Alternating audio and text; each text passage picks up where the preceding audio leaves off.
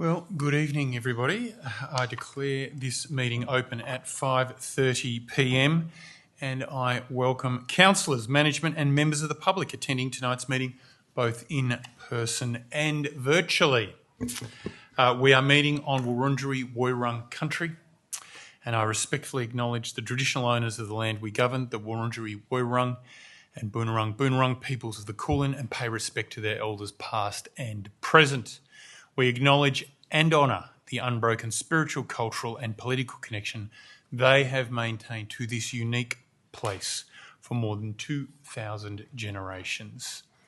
This meeting is being streamed live and the recording will be published on Council's website by close of business tomorrow. The unconfirmed minutes of this meeting will also be available from the Council's website as soon as practicable. I request that all mobile phones be turned off or to silent for the duration of this meeting. Apologies have been received from Councillor Dr. Owen Guest and Councillor Andrew Rouse, who is actually working this evening. He is representing the City of Melbourne in China. We move on to agenda item 2, disclosure of conflicts of interest. If any councillor has a conflict of interest in relation to a matter to be considered by committee, please disclose the type and nature of interest prior to consideration of that item. We move on to agenda item 3, confirmation of minutes of the previous meeting. I call on a councillor to move a motion adopting the open minutes of meeting number 27 held on Tuesday the 5th of May 2026.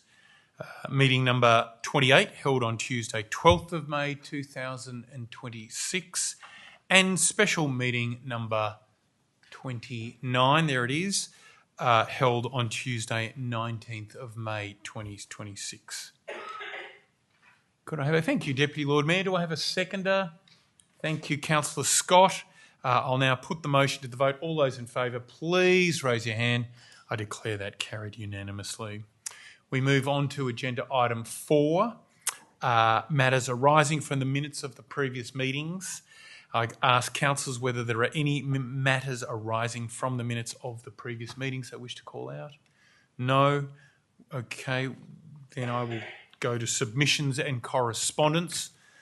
The following submissions have been received in accordance with the Council's governance rules in relation to agenda item 6.1, City Road, Undercroft. We have an item of correspondence from Tony Penner in relation to agenda item 6.2, Stolen Generations Marker. We have a request to speak and items of correspondence from Lisa Zammit and from Chris Thrum. In relation to agenda item 6.5, Winter in the City, we have a request to speak from Chris Thrum. Submitters will be invited to address the committee at the time of the relevant agenda item. And I'll go through the various rules around that when we get there. We move now to public questions. A 15-minute period will be provided at the beginning and end of this meeting for public questions. Members of the public may either submit public questions in writing or register to ask a question in person or live via the audio link. Questions should not be greater than 90 seconds in duration, and I remind members of the public this is not the time to make submissions. You would do that later on when your item is to be considered. Before we go to public questions, can I just ask, was there anybody who wished to submit on any agenda items before us this evening that did not hear their name called out when I read names out a moment ago? No, in that case, we will continue on with public questions, and I now invite Chris Thrum to ask a question.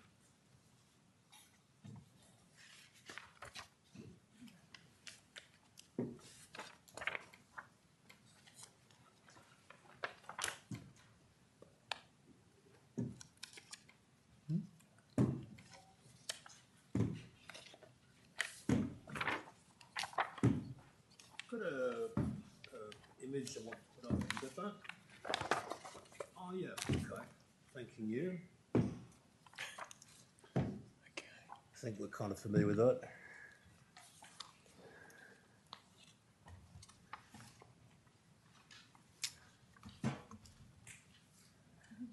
Thank you, Lord Mayor, councillors, management,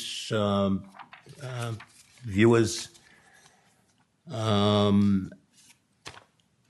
read the following. It would appear the citizens in Melbourne believe that the Alan Andrews government misunderstood the warnings from the ratings agencies Moody's and S&P made before the 2026 state budget. Those warnings concerning the gravity of the financial situation with Victoria. People are dumbfounded at the reckless, undisciplined splurge that has sent Victoria further into debt. However, there's a precedent to the Alan Andrews government misunderstanding a clear, concise message.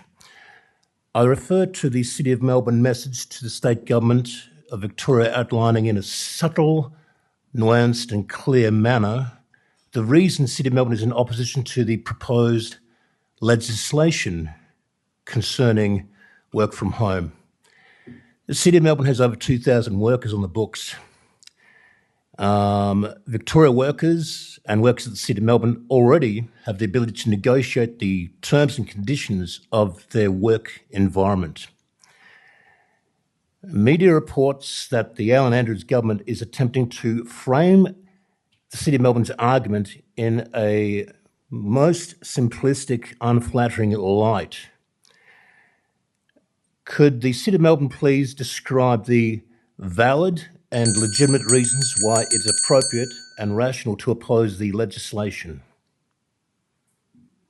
Thank you for that question, Chris Thrum. And normally this question would be answered by Councillor Owen Guest, but he is not with us this evening, so I will take the question as the Deputy in the Finance and Governance portfolio. That's the photo I was looking at on the big screen there. So thank you for your question, Chris. Look, the proposed work from home legislation is ultimately a matter for the Victorian government and for the Victorian Parliament. The government has indicated its intention to introduce legislation that provides eligible employees the legal right to work from home for part of the week where their role can reasonably be performed remotely.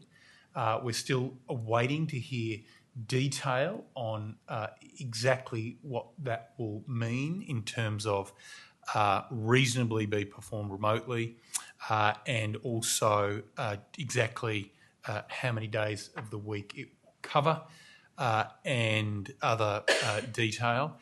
We do know that it's set to commence in September, so it's not that far away, so we're obviously keen to know that detail soon. I have, as Lord Mayor, expressed my concern about legislating in this area. Certainly at the City of Melbourne, and my personal view is we strongly support flexible work arrangements that allow workers to live their best life and also have a good working life as well. As a person who's an active father with 3 children, I certainly understand the benefits of flexible working arrangements, but have expressed concerns about a legislative approach to this issue. At the City of Melbourne, we are guided by our council plan and the delivery of services to the community. We are a place-based organisation, and our work is grounded in the city and its people, business and communities. For us, being present in the city means stronger service delivery, collaboration and connection to the community that we serve.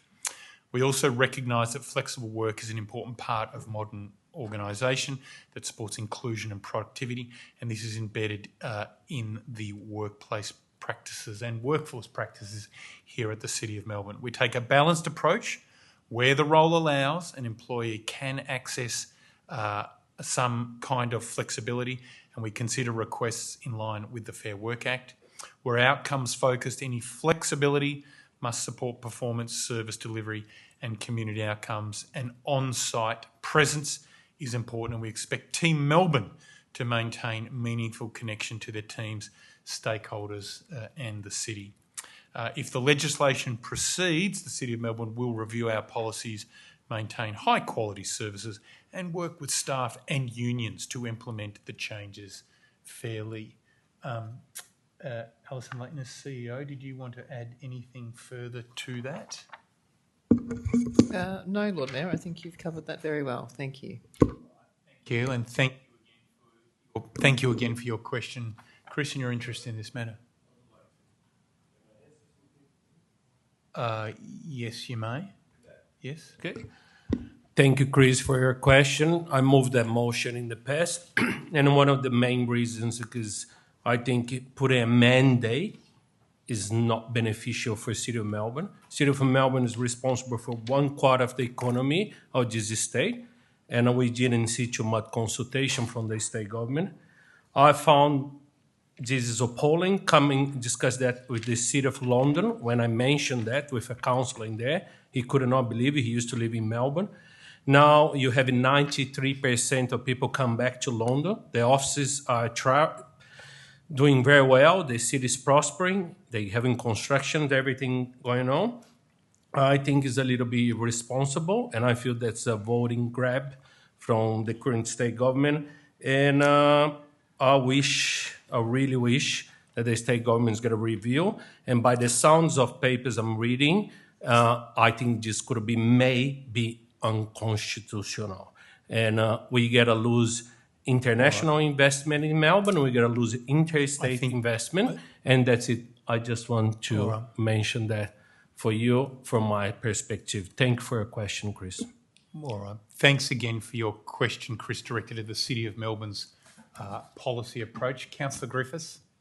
I have a question, Lord Mayor, of Councillor Camillo. I'd like him to explain a little bit more about his understanding of the unconstitutional nature of the working from home, given he's raised that. As I said, I've been reading the papers, and that's what I read in the papers, that this perhaps could be unconstitutional. I'm not a lawyer, and that's what I mentioned. That's what I have been reading in the papers. And I know, David Griffiths, you're from the Labor Party. You're just asking that to put him in a difficult situation. But thank you for your question. All right, thank you, Chris. We're going to move on now with Thank you, public Lord Mayor. questions. I don't want to waste too many of the precious 15 minutes we have for public questions. The next one's from Anastasia Beasley. It's a written one only, and it runs, do members of the Safe City Camera Program Audit Committee receive any benefits like gifts, money or catering from the City of Melbourne? Would any councillor like to respond to that question? I can, if needed. I'm happy to respond on this one. So, look, I understand that members of the Safe City Camera Program Audit Committee receive an annual remuneration of $1,500 as determined by council. A small amount of catering is served at one meeting each year, and tea and coffee is provided at each meeting throughout the year. Members of the committee do not receive gifts or any other benefits. We have had members of that audit committee appear here before council before, and they do very important and valued work, and we thank them for it. GM Rick Kwasek, did you want to add anything to that? Thanks, Lord Mayor. No more to add. Good. All right, let's move on. The next question is from James Rozek, and it is a question directed at the infrastructure portfolio. So I will take this one as well. I'm going to paraphrase everybody. It's a question relating to vehicles that continue to park illegally in the laneway located next to 79 Elgin Street in Carlton, especially overnight and on weekends. And I can say in response that I am, and I know officers as well, are very sorry to hear that you are continuing to experience parking issues in the laneway located next to 79 Elgin Street. I actually looked up the address on Google Maps, Street View, and sure enough, there were cars parked in the laneway on the Street View on Google Maps, thus proving the point that James was trying to make in his correspondence or question to us. And of course, that's not allowed. And so I'm very pleased to be able to read the advice from officers here that says that parking services have adjusted the positioning of the no parking signage on the 8th of May to improve drivers' awareness that parking is only permitted for drop-off and pick-up. That's 2 minutes, and enforcement has been increased. Parking services officers will continue to monitor this location closely and maintain increased enforcement over the coming month. In addition, an officer from the Parking Services branch will be in contact with you, James, to discuss this matter further and explore any additional ways we may be able to assist. We do hope it's not somebody living in the street who's decided to start parking in that laneway, but I'm sure that will all be subject to discussion, orderly discussion with James. Anything to add to that, Anthony? No?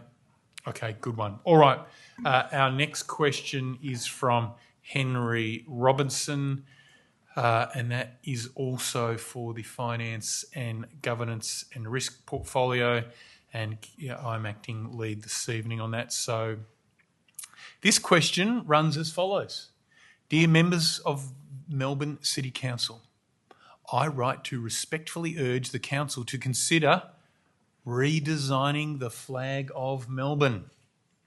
Our current flag is largely invisible in practice, illegible at small sizes, difficult to reproduce, and unknown to most Melburnians.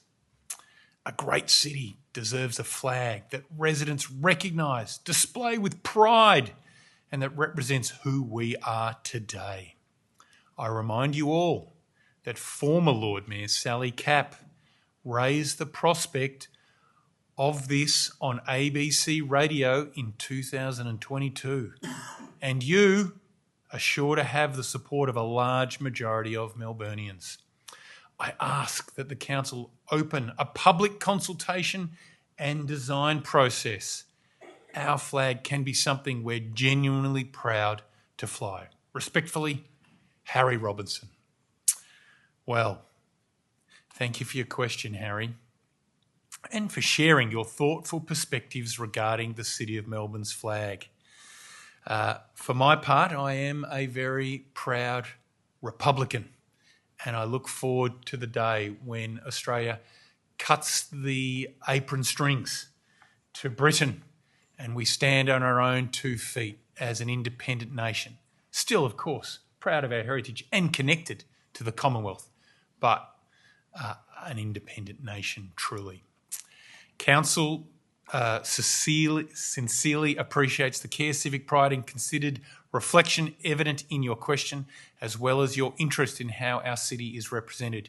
Your observations concerning visibility, recognisability and contemporary relevance have been carefully noted. I do note that the flag of Melbourne has a bullock on it, a sheep, a whale, and a ship, and of course a huge crown right in the middle. And there will certainly be a date and time when that needs to be updated. You would think perhaps at the same time as Australia's national flag is updated.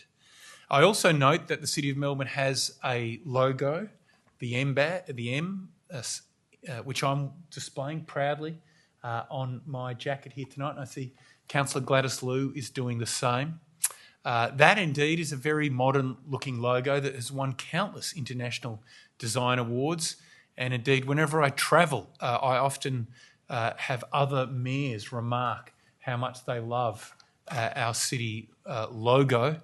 And if it's been a good meeting, I will sometimes gift them my badge as a gift and memento of our meeting. So I do think, Harry, that we are doing well on the Melbourne M emblem front. But at this time, Council does not consider that there is a need to review or redesign the City of Melbourne flag. While it is recognised that community perspectives on civic symbols can evolve over time, Council's current position is that no further action will be taken in relation to a redesign at this time. Thank you again for your question, Harry. All right. That Are there any other further questions from members of the public who are here this evening? And David Thompson has advised me we are at time, so we will move on, knowing that a further 15 minutes will be allocated for questions later on in this meeting. All right, let's move on to agenda item 6, reports from management, and I call on the Deputy Lord Mayor, Rashina Campbell, to assume the role of Chair of the meeting in relation to reports where Council exercises its responsibilities under the Planning and Environment Act. Over to you, DLM. Thank you, Lord Mayor. There is one report from management under this section, agenda item 6.1 TPM 2026-8, City Road, Undercroft Park, Kingsway, South Bank. Councillors would like a presentation on this agenda item, so I call on Nick McLennan, the Acting Head of Statutory Planning, to make a brief presentation. Thank you, Deputy Lord Mayor and Councillors. The item before you tonight relates to a ministerial referral for the proposed City Road Kingsway Undercroft Park in South Bank. The application has been lodged by the City of Melbourne on land owned by the Head of Transport for Victoria. Next slide, please. For context, Council is both the applicant and has been asked to provide comment on the application. However, the Minister for Planning is the decision maker, and Council does not have a formal statutory role in determining the application. The proposal before the Minister is for the use of the land for informal outdoor recreation and associated demolition, buildings and works to deliver a new park. In planning terms, the site is within the Transport Zone 2, being part of the principal road network, and is affected by a number of overlays, but most notably the heritage overlay for the Kingsway Bridge and the Design and Development Overlay Schedule 5, which relates to the bridge protection. Council has previously undertaken public consultation on the proposal through the concept planning process. Next slide, please. The site itself relates to the land comprising Kingsway Undercroft between City Road and Queensbridge Street to the east and Whiteman Street to the west. The site has an area of approximately 8,000 square metres. Next slide. On your screen now are site photos of the existing Undercroft space. There are two key planning questions relevant to the application. First, land use. Whether it's appropriate to use this land within a transport zone for informal outdoor recreation. And second, the buildings and works. Planning permission is only required for buildings and works because the heritage overlay and the bridge protection overlay. Importantly, the proposal is otherwise exempt from requiring a planning permit under the transport zone and other overlays. Next slide, please. The works themselves, as depicted on the screen, include demolition of redundant traffic infrastructure, curbs and asphalt, which we saw in the photos previous, and new works such as paving, landscaping, recreational elements, including skate, basketball and climbing facilities and associated fencing. While many of these elements would normally be exempt from requiring planning approval, they require assessment here due to their potential impact on heritage fabric and the structural integrity of the bridge. The assessment is therefore narrowly focused on those matters. Officer advice is that the proposed use and works are appropriate given the land's current underutilised condition, the opportunity to activate residual space beneath the bridge for community use, because the works do not detract from the heritage significance of the Kingsway Bridge and they do not adversely affect its structural integrity. Next slide, please. On your screen are renders of the proposed park as previously presented to Council and under consideration tonight.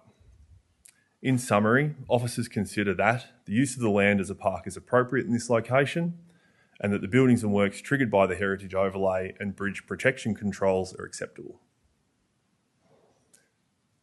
Are there any questions? Thank you, Nick. No questions from me. I'm just checking if there are questions from other councillors. No, thank you very much for that presentation. In that case, I will ask for a motion to be put on the screen, please.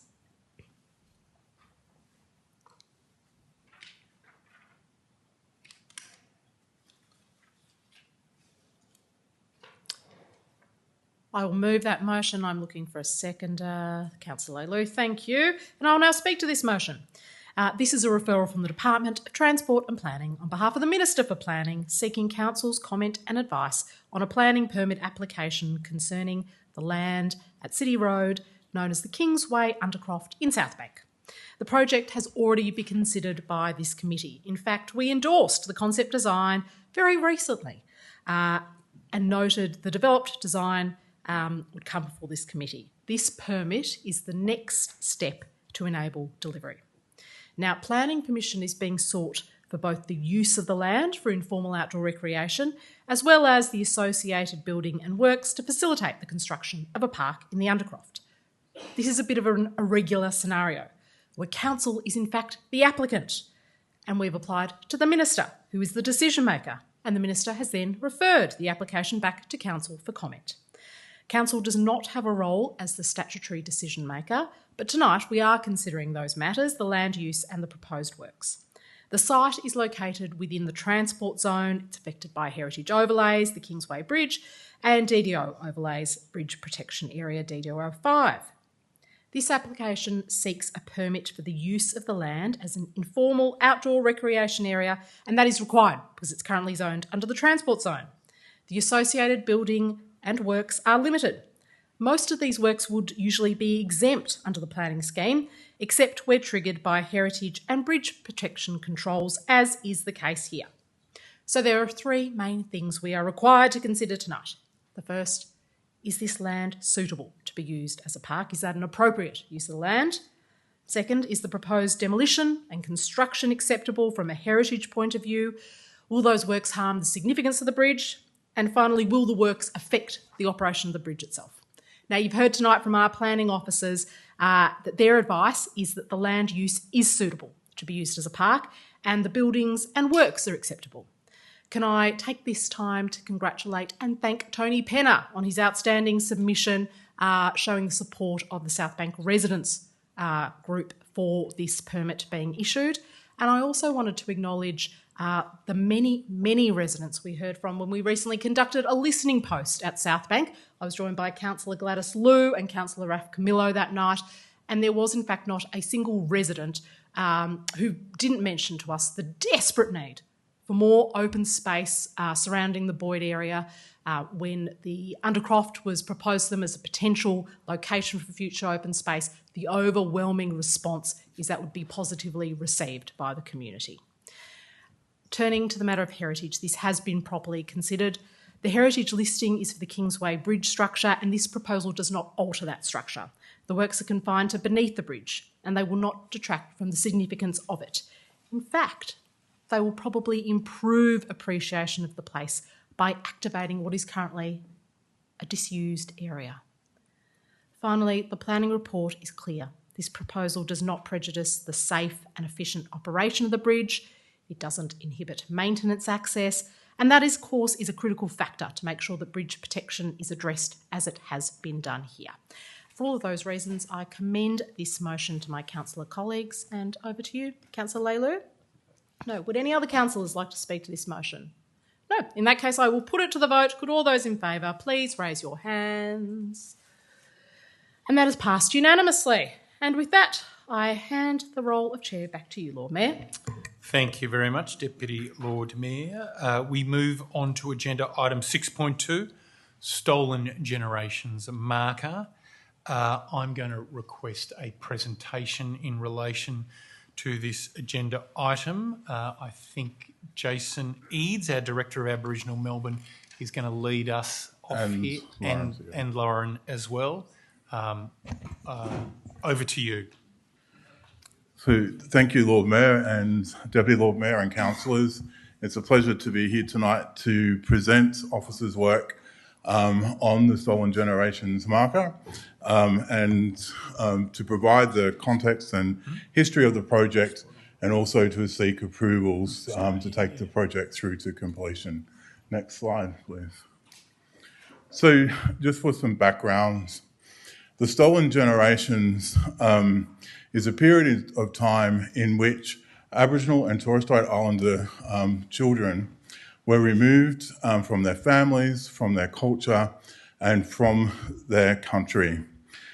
There is not a single family who, either in their immediate family or their broader extended family in the Aboriginal community, who have not been impacted by the policies that were enacted during this time. Next slide. And indeed, here in Victoria, we also saw children that were brought from interstate. And I just want to draw people's attention to this image.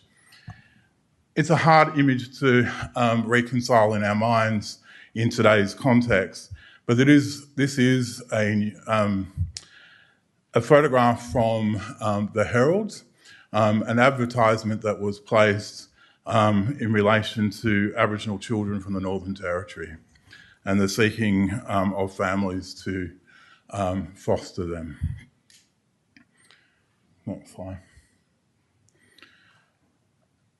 The City of Melbourne has the following connections to the Stolen Generations. While it's often said that the impact was from 1910 to 1970, there is a longer history as well. And that history actually begins in 1869 with the enacting of the Victorian Aboriginal Protections Act, which allowed for the removal of Aboriginal children. Within our municipality, there was an industrial school for both boys and girls at Royal Park and in Sunbury prior to the 1870s.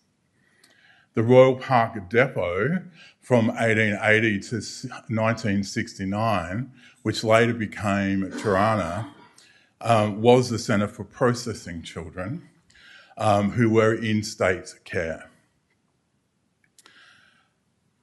The City of Melbourne, of course, was established before the state of Victoria, and so has had a long history here. And indeed, our own submission to the Yurruk Justice Commission indicated that projects like the Lord Mayor's Camp also had a connection to decisions around children being removed.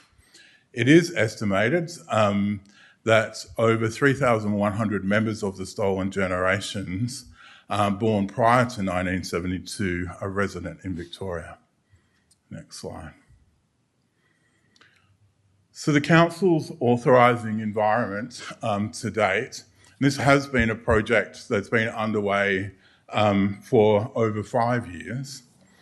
It initially began as a genesis from the Stolen Generations Reparations Steering Committee report, a report that was presented to the state government, but specifically made recommendations that included local governments should consider the establishment of markers to honour and respect stolen generations.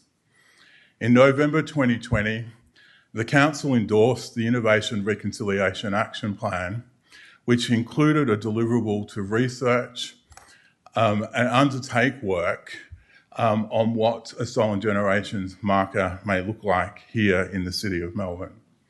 In December 2023, the Council, via confidential report, recommended that the Peppercorn Lawn be the location for the marker. As a part of that motion, there was a requirement to make that public by no later than the 30th of June 2024, which we did.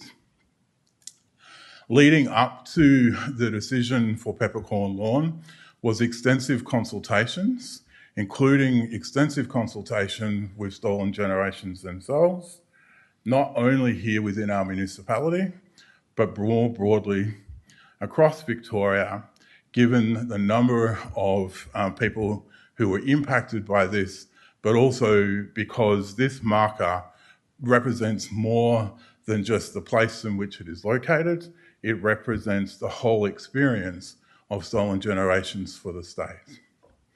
In August 2024, the Council endorsed the Stretch Reconciliation Action Plan, which includes a deliverable to actually create a permanent Stolen Generations marker for Stolen Generations survivors and as a place of truth-telling. In September 2024, councillors were informed via a briefing paper that artist Marie Clark had been selected as the artist to create the design for the Stolen Gens marker. I should also note that the recent council plan also includes an action to deliver the Reconciliation Action Plan and its deliverables. Next slide. Did you want to touch on this, or you want to let me to keep going? So the council, this project delivers on the following actions from out of the council plan. Objective 3, in relation to Aboriginal Melbourne, that Aboriginal cultures are central to Melbourne's identity. Traditional knowledge is implemented practically and can be experienced by the whole community, so that Melbourne is seen, experienced and thought of as an Aboriginal city. Major Initiative 23 was to explore and deliver opportunities for truth-telling to facilitate learning, healing and change within the Melbourne and beyond. And then Major Initiative 15 was to deliver the public art program. And of course, the marker is being created as a public art. Next page. I think one of the really profound impacts of this project has been working with the families and survivors of this period, and in particular listening to their stories and what they hope that this project will deliver. They seek that the marker will pay tribute to the stolen generations, both Aboriginal and Torres Strait Islander children who were forcibly removed from their families and communities, and as such denied their identity, their family, their traditional culture and country through race-based policies implemented by state and federal governments between 1910 and 1970. The stolen generations includes all Aboriginal and Torres Strait Islander children placed in care who were denied their cultural heritage. The Stolen Generations marker will acknowledge the harm caused to Aboriginal and Torres Strait Islander children, families and communities across the nation, and will serve as a reminder to the terrible injustice caused by successive governments and the impact it still causes today. Next slide. There is one comment though that sticks in my mind constantly from the working group, and that is about creating a place in which children can be children. So as much as this marker is about having a place in which the stolen generations can heal, see themselves, be recognised, they still want it to be a place in which children can be children. And part of that reason is they couldn't be because they were removed. Thanks, Jason. So the marker's purpose, as it says, is to reflect the stories of all stolen generations, to be respectful of culture, to be a place of healing, to contribute to a family-friendly, welcoming place which provides a sense of connection for anyone that visits, to provide the community an opportunity to welcome one another, share and reflect, to be prominent enough to create interest so that people will want to visit and learn about the stolen generations, and to respond to the natural environment. Next slide, please. So this is the site of the marker, which is Peppercorn Lawn, along the Birrarung near the boat sheds and near Swanson Street. It's a fantastic high-profile location right near the stairs leading down to the river. And as Jason has just said, it's really important to acknowledge that the marker is not a place for, it is not a static or didactic display, it is a place for community healing and children to play. So we envisage kids, families, everyone running around and interacting with the marker. There will be interpretive signage developed as a bespoke element of the artwork, and place design in collaboration with the artists, designers and the stakeholder working group to really highlight the storytelling and the many stories that we want people to learn and listen to when they're on site. The artwork will be beautifully lit at night, improving safety outcomes along that area of the Birrarung and ensuring round-the-clock activation, that even people wandering home from the theatre or a show at night will be able to engage in the marker. And the Peppercorn Lawn site sits within the Domain Parklands Landscape Master Plan. And lastly, the marker will be a key element of the Melbourne Arts Precinct, which is coming to its conclusion in the next couple of years. It's a fantastic conduit between the activation of Federation Square and the organisations there, all the way past the Arts Centre and into the new sort of NGV precinct. So it's optimally positioned to benefit from all of the wayfinding and signage and promotion around that broader precinct. Next slide. And lastly, some dates. Pending Council's approval this evening, the marker will be installed at Peppercorn Lawn in the second half of next year, 2027, and the beautiful and significant artwork will be launched to the community in conjunction with artist Marie Clark and the Stolen Generations Working Group by the end of this year. All right, thank you for that, Lauren. Thank you, Jason. Are there any questions? Councillor Philip Leilou. Thank you. I've seen the work or the mock-up, and one of the questions I did raise was, even though this says it's a place for healing, there were certain designs that I felt could be triggering to certain groups. So, for example, and I know that is what it's meant to be, but how do we ensure that some of those designs are not going to be triggering to those ones? For example, I think the one I mentioned was probably women who have suffered miscarriage, who would actually see that, and it's going to be very, very triggering, and many other different groups. That's my first one. I've got another one. Thank you for the question, Councillor Leilou, and for sharing those concerns, which we certainly understand. It's of course reasonable to perceive that an artwork representing children forcibly taken from their families may cause distress, particularly to survivors and their families. In terms of those who have experienced miscarriage or stillbirth, they do ultimately, unfortunately, have to manage triggers, sad triggers, on a daily basis. And there are a number of artistic depictions of babies and children throughout the city. So we will certainly undertake, to the best of our ability, that the marker is adequately signed and communicated to minimise unintended distress wherever possible. So there's going to be a lot of people who jogs around that area and everything, and I think especially from what I've seen, at night time it also can be something quite spooky and everything, because it's just peeking above the lawn, or whatever you want to call it. So do you feel it's adequate that only signage and other things we're putting in there is enough to prevent that? So we will, I think the feedback about the lighting in the evening is certainly something we can consider, and to ensure that we avoid that feeling of spookiness and that we light it in a bright, warm way.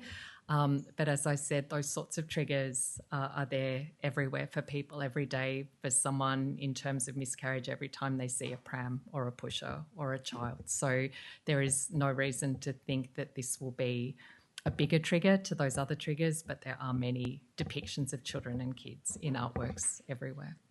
Sure, thank you. My other question is, given the history of, City of Melbourne's public art projects, the most recent one I think we talked about is probably what's in the media and everything, is probably the South Bank public art, where it was supposed to be only a few millions, but then ended up being tens of millions. How do we ensure accountability that this does not go over budget and stays within time?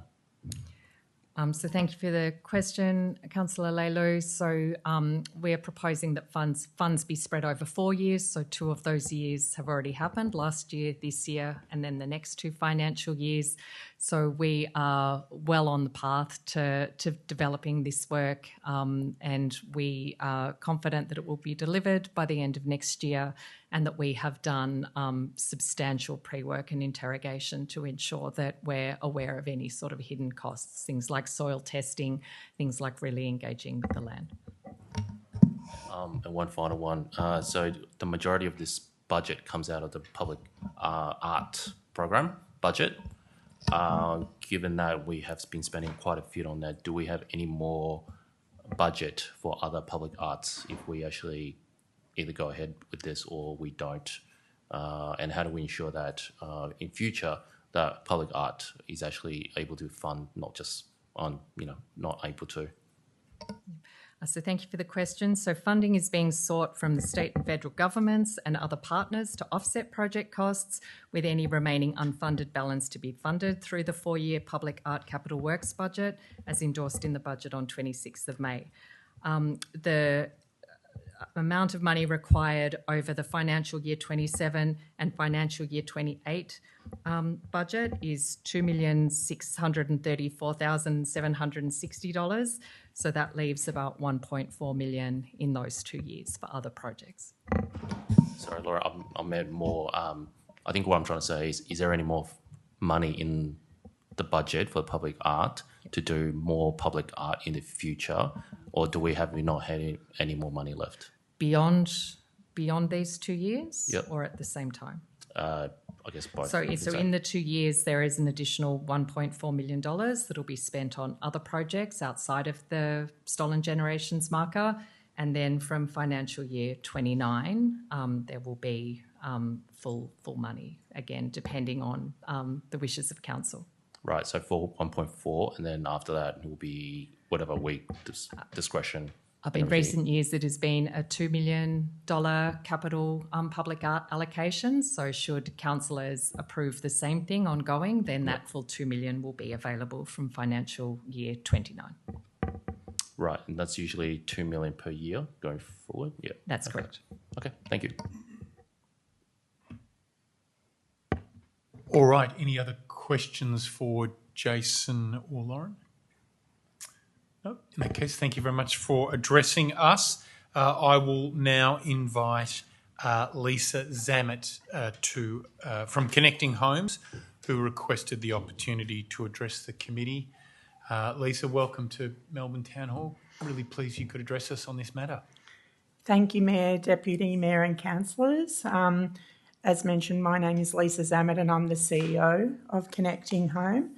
We're a statewide service supporting stolen generations here in Victoria and in the city of Melbourne. I also have the privilege of being part of the Stolen Generations Marker Working Group. This is my 4th working group in relation to markers within the state of Victoria I've had the privilege to work on. And following on from Jason and Laura's presentation, I was also part of the steering committee that put forward recommendations to state government in relation to the Victorian Stolen Generations reparations design as well, of which markers was also part of that recommendation. I just wanted to speak firstly to highlight something that the Mayor mentioned earlier in relation to another matter, and that was the importance of spirit and of collaboration and connection. And that's really true in relation to this project when it comes to the City of Melbourne in supporting First Nations people and more specifically stolen generations and their family. I think it's quite fitting that this motion has come forward riding on the end of Reconciliation Week. And in the consultations I've been involved in for this project, as well as statewide consultations for the Victorian Stolen Generations reparations scheme, reconciliation is a big part of what Stolen Generations would like to see in their legacy when it comes to creating an awareness and understanding on the impacts that it has had on them, their family and their community.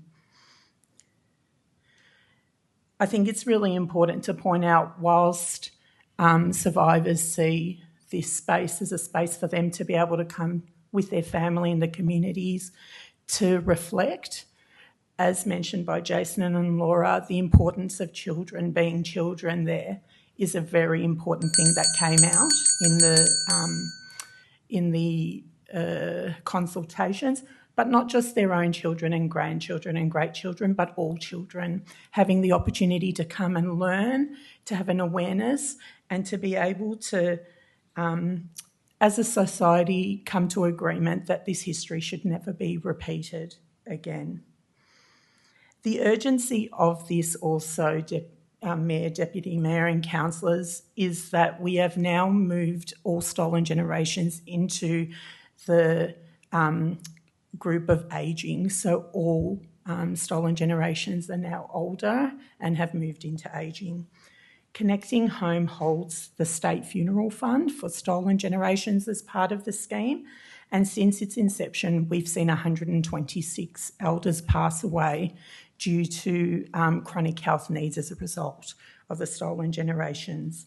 That's an average at the moment of 25 a year. However, 6 months already we've seen 25 pass away, and we will see that rising. So continuing the legacy for them is an extremely important part of this works, and I really implore you to consider endorsing it today. Thank you. Thank you very much, Lisa, and thanks for your involvement in this process as well. It's a real privilege. Thank you. If there's no questions, or any questions? No, I don't believe there are, Lisa. Thank you. you very much.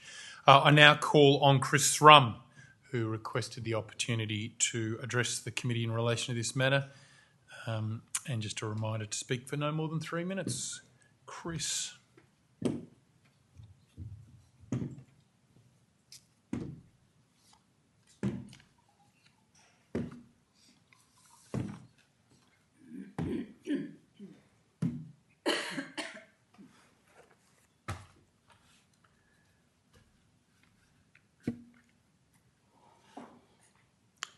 Thank you, Lord Mayor, councillors, viewers. First, I'd like to recognise that we're on Wurundjeri country. Melbourne Town Hall sits on the unceded lands of the Wurundjeri Woiwurrung people. This is the Kulin Nation, and respect to elders past and present. I'd like to thank Jason, Lauren and Elisa for what they've just said. I'd like to echo all their thoughts and sentiments and all the tremendous work that everyone's put in towards this. And I do appreciate the emphasis on moving forward with the community to have people learn and to educate people about the stolen generation, and to have children and the community meet and gather and celebrate life there as well, and celebrate and commemorate and honour the stolen generation. I think we should congratulate too the Marie Clark. She's a Yorta Yorta, Wamba Wamba, Mudi Mudi, Boonwurrung artist, and she's very well respected in the community. So I think it's a great selection for the artist. I fully support the recommendations of the City of Melbourne.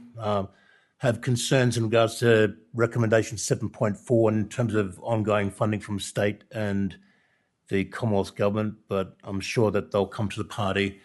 And this is a tremendous endeavour, and it's greatly appreciated that the City of Melbourne is stepping forward and delivering on this. Thank you very much, Chris, for that submission and for your ongoing interest in these matters.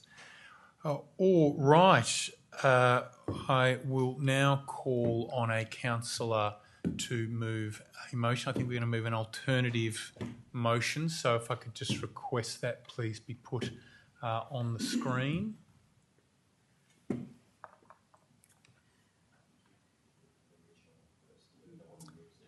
Yeah. Yeah. There's not a mover or a seconder for the original, so we...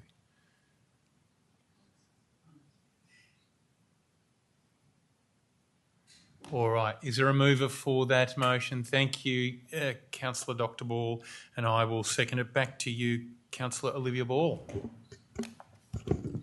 Thank you, Lord Mayor, and I wish to deeply thank everyone who's been involved and the years of work that have brought us to this point tonight, to our outstanding Aboriginal Melbourne and creative arts teams, to our traditional owners, to the Marker Working Group. And I want to really thank Lisa for being here tonight for this decision, and for your written and verbal submissions to the council, as well as your contribution as CEO of Connecting Home and Link Up Victoria, which are organisations that represent and support members and descendants of the stolen generations who have put in a huge amount of work to make this both possible and self-determined.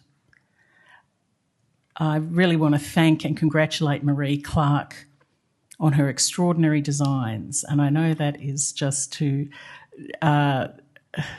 dangle something that we cannot yet reveal, but we look forward to revealing soon her designs, which I'm sure will move and inspire people and quickly become an icon of Melbourne.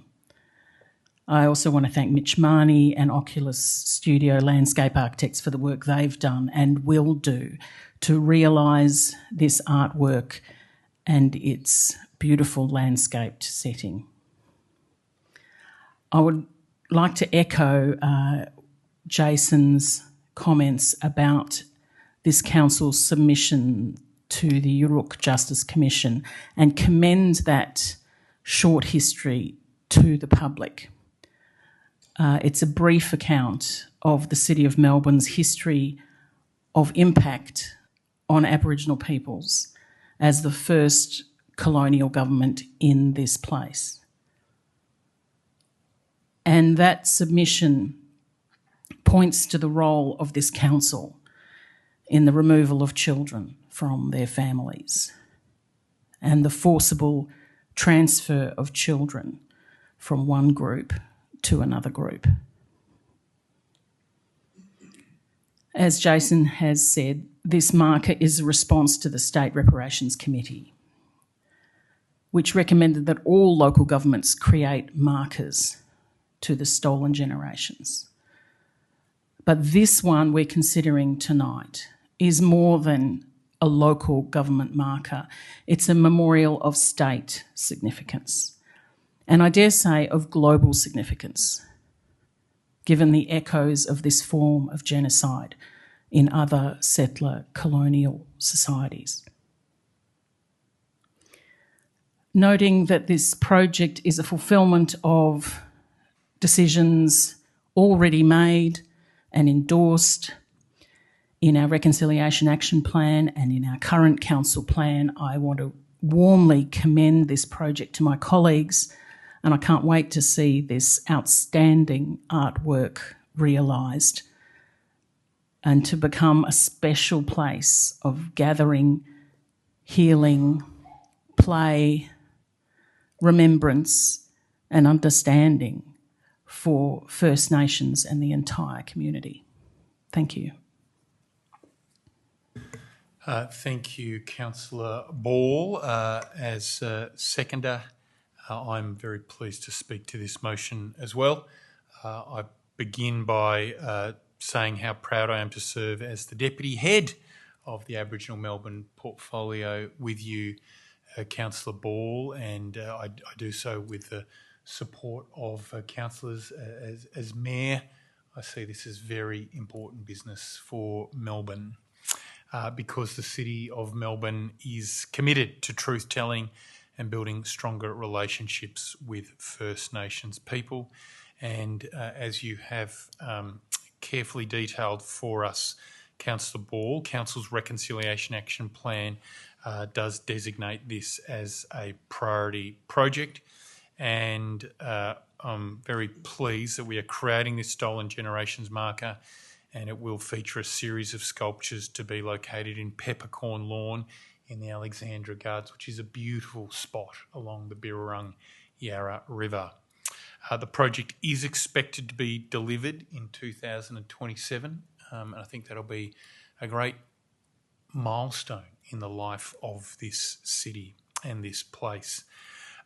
Local artist Marie Clark, Yorta Yorta Bunurong woman, was chosen by an independent panel that included Stolen Generations survivors and descendants, traditional owners and workers from support organisations. As we heard from Lisa earlier, it's been a terrific team effort, and to see the way that the community has come around together around what is going to be an extraordinary artwork as well as an extraordinary marker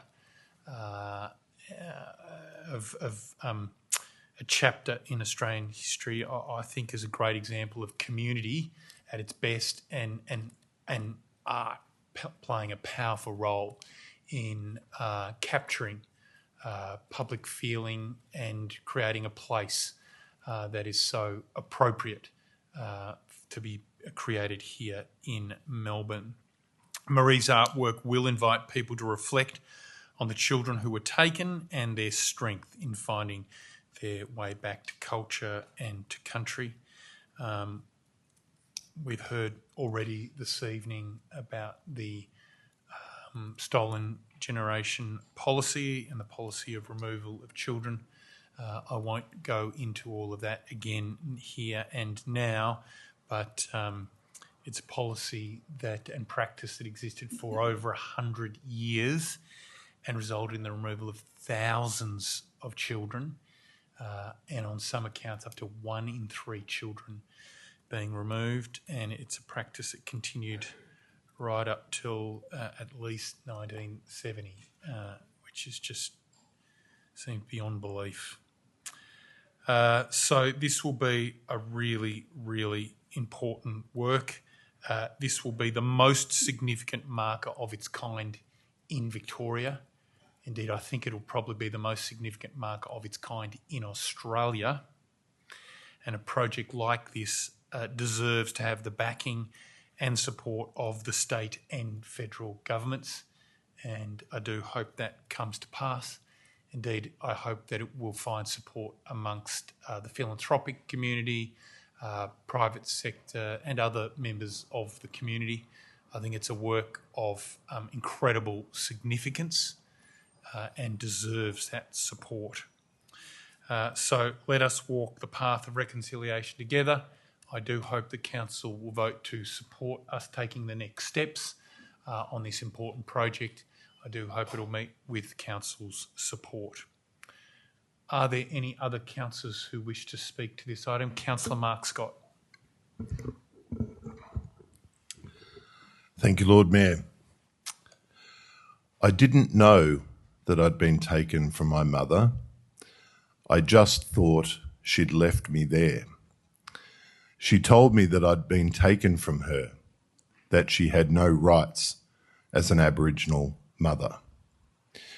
With great respect, I recount these words from Doris Pilkington Garamatta, AM, Member of the Order of Australia and celebrated Aboriginal Australian author of Follow the Rabbit Proof Fence, later made into an iconic Australian movie. She reminds us that the story of the stolen generations is not simply a matter of history. It is a story of children like her, separated from their families, of parents denied their rights, and of communities carrying the pain of that loss across generations. That is why this marker matters. Today we have an opportunity to create a permanent place in the heart of Melbourne where those experiences are acknowledged, where truth is told, and where survivors, families, and the wider community can come together to reflect, to remember, and to heal. What gives this project its true strength is that it has been shaped by those closest to the story, like Lisa. As Melbourne continues its reconciliation journey, places like this help us understand that the history of the stolen generations is not separate from the history of our city. It is part of our shared story. By creating a permanent place of truth-telling, we acknowledge the past while creating space for understanding, reflection, and connection. I believe this project also reflects the values of Melbourne, as an inclusive and compassionate city. The strong support for the Voice referendum within our municipality demonstrated that, in fact, many residents want to see meaningful action that advances reconciliation and recognition of First Nations peoples. This marker is one such action. It's practical, tangible, and enduring. Importantly, it will provide a place not only for survivors and their families, but for all Melburnians and visitors who wish to learn, reflect, and pay their respects. Located, as we've heard, in the Alexandra Gardens, it will become part of the civic and cultural fabric of our city, a place where remembrance, education, and healing sit side by side. I do want to acknowledge the group who have guided this process and artist Marie Clark. I want to also finally share another reflection from Doris Pilkington Garamara, recalling her mother's experience after her children were removed. She said, "You just sat down to cry and mourn for your lost children. There was nothing else to do." Those words speak to a grief that is almost impossible to imagine. The loss of a child, the loss of family, the loss of connection, culture, and belonging. We cannot undo that pain. We cannot return the years that were taken. But we can ensure that those stories are never forgotten. This marker will stand as a place of truth, remembrance, and healing, a place where survivors and families know their experiences are seen, a place where future generations can and will learn, and a place where our city acknowledges with honesty and respect the resilience of those who endured the unimaginable. May it honour those who were taken, those who searched, those who waited, and those who never stopped hoping to find their way home. Thank you, Councillor Scott. Are there any other councillors who wish to speak to this item? Councillor Gladys Liu. Thank you, Lord Mayor. Like you, I'm also committed to building stronger relationships with the Aboriginal people, and hearing stories like Councillor Mark Scott mentioned is really moving. And I respect the decision made by the previous council, outlined by Jason and Lauren, the timeline that this decision has been considered and made by the previous council. And I also acknowledge and appreciate the work that the officers have done. But I'm also very committed to supporting our Aboriginal community today. And as the head of Community Health and City Services, I'm here fighting for those who are suffering out there, those homeless people, those sleeping rough, those who are suffering from food insecurity. And many of them are from the Aboriginal community. And they are suffering. And as I said, being the head of this portfolio, I've been given the allocatable amount of less than 3 million to community organizations having wonderful programs. Just recently, we had 85 applications for small fundings. Some of them could only get 2,000, 5,000 or 10,000. And some of them, we have to cut the asking amount of funding. But we still can't satisfy all of them. We were only able to help 35 organizations, and many of them missed out. I'm here to support our communities out there doing the great work. And I feel that the $3.2 million can allow us to have more experienced social workers, outreach people who can handle complicated cases to help those who are suffering. And many of them, as I said, are from the Aboriginal community. We can have more, $3.2 million can offer us more safe space, open hours for those who need it. And there are many things that we can do to actually help the Aboriginal community of today. And with limited funds, we really need to consider what is the best thing to do? How can we best help those who are suffering out there? Yes, we have sorted funding from state, federal government, but they are not committed. And also, if we can have philanthropy organizations, or maybe Connecting Home, Link Up Victoria, and other organizations supporting the stolen generation, maybe if they can come on board and have the funding to help to do this very, very meaningful project. If that's the case, I would support it wholeheartedly, both hands up. But at the moment, I feel that the money will be better spent to help those who are suffering out there, and they need our help.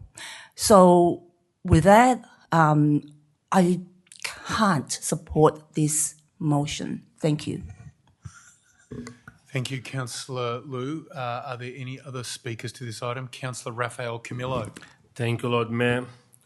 I acknowledge the proposed development of the stolen generation today, marker at Alexander Gardens, and the care taken to work with survivors, their families, and First Nations artists in shaping this project. It will provide a dedicated space for reflection, recognition of those affected, and for all members of the community. However, as we commit to this important memorial, we must remain conscious of the reality facing many Aborigines and Torres Strait Island people in your city. Too many are still experience homelessness, disadvantage, and a lack of access to the basic support they need. Just as an example, I went to the pharmacy just in my break today, and I encountered one person that needs help in the corner of the city of Melbourne, and I encounter every day.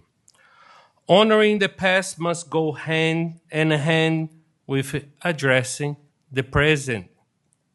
I do not want to note my concern about project delivery and financial oversight.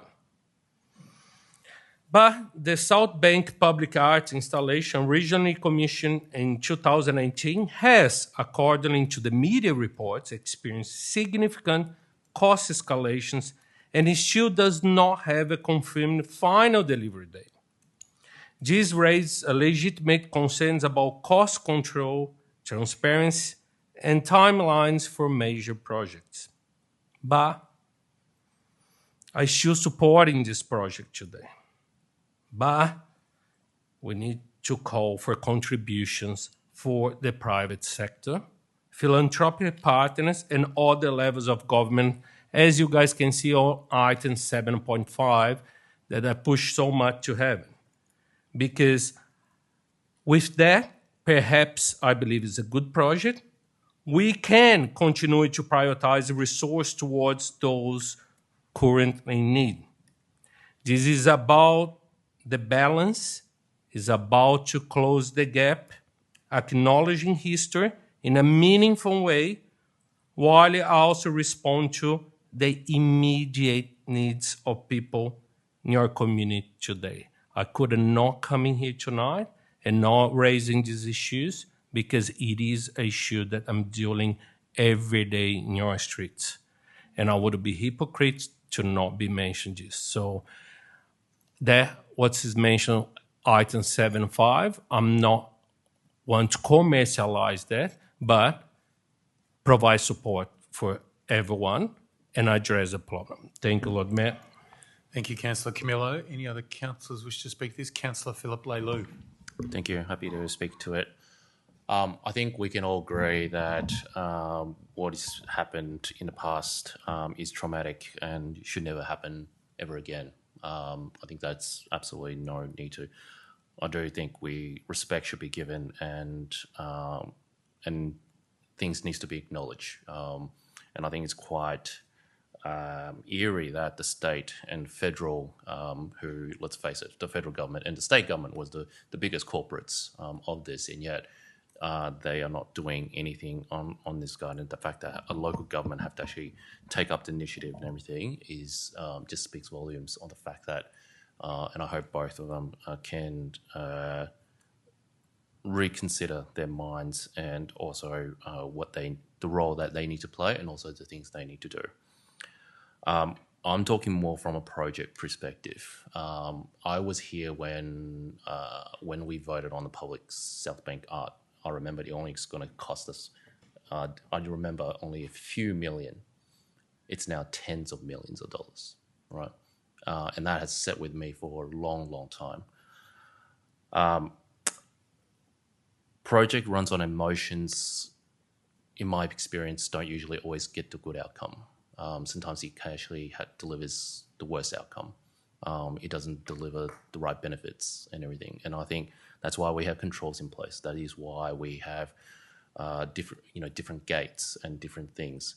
We also learn from experience, and the fact that, in my opinion, we haven't really learned from that experience, and yet we still budge ahead and we go ahead with certain things is somewhat, for me, very, very hard to believe. One of the things I've looked at is, for example, the funding and the delivery model. So in terms of the funding, I asked about accountability because, at the end of the day, it's taxpayers' money that we're spending. Accountability should be, sits with everyone, both the people who are delivering it, the people who made the decisions, and also the people sitting in here as well. And that's important because there is less money going around. The pie is shrinking, right? We're not getting a lot of money out of it. And it's not just affecting the fact that it just means less public art going forward. We've got statues that's damaged that hasn't even been fixed.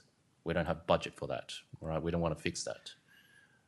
There are other public arts that we want to do, but yet we probably won't be able to do because, over budget and other things.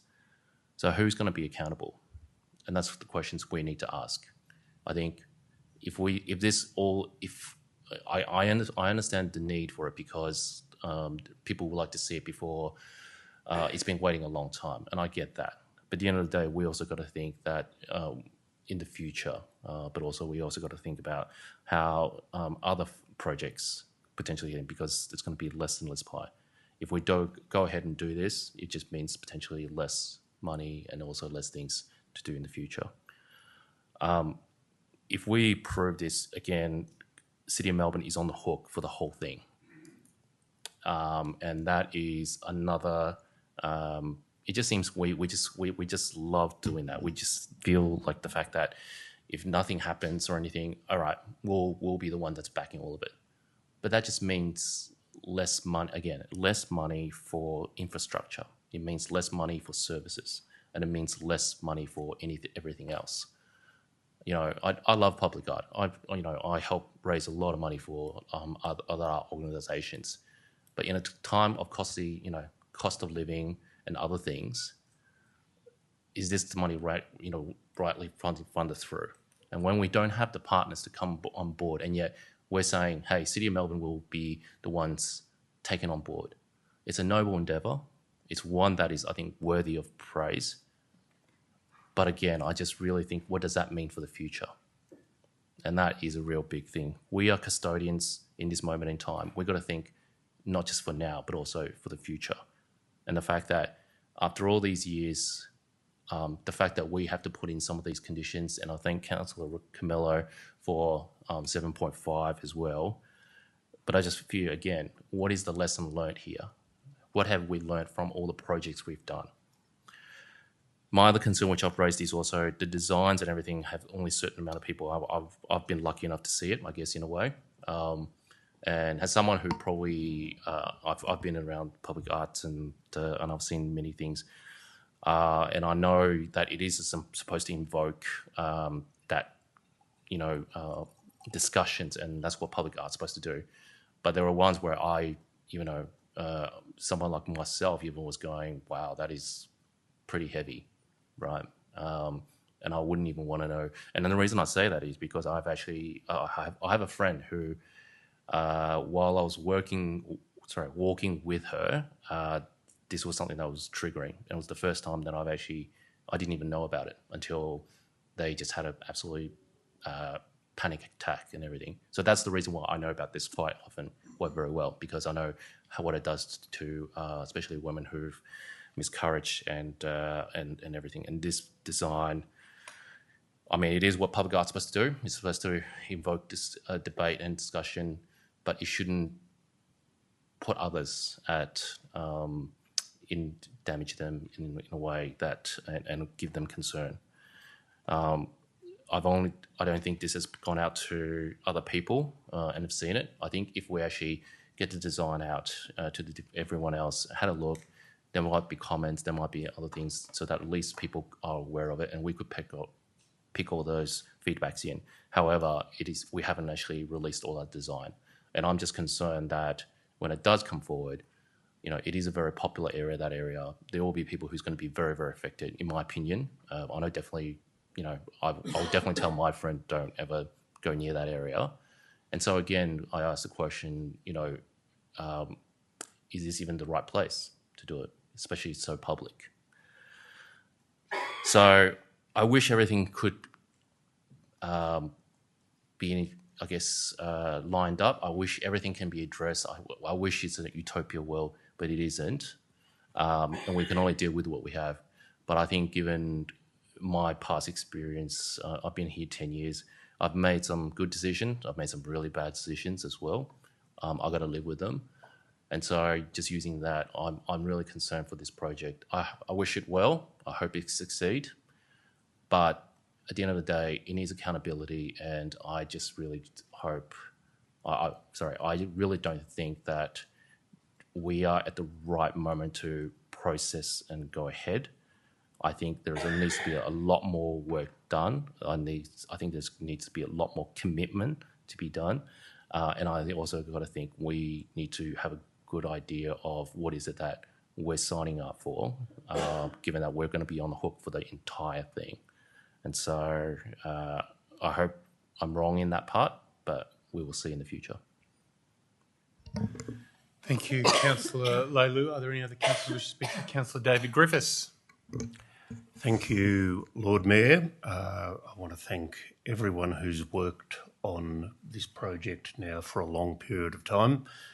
Thank our officers and other staff who are present here tonight who've helped guide this work.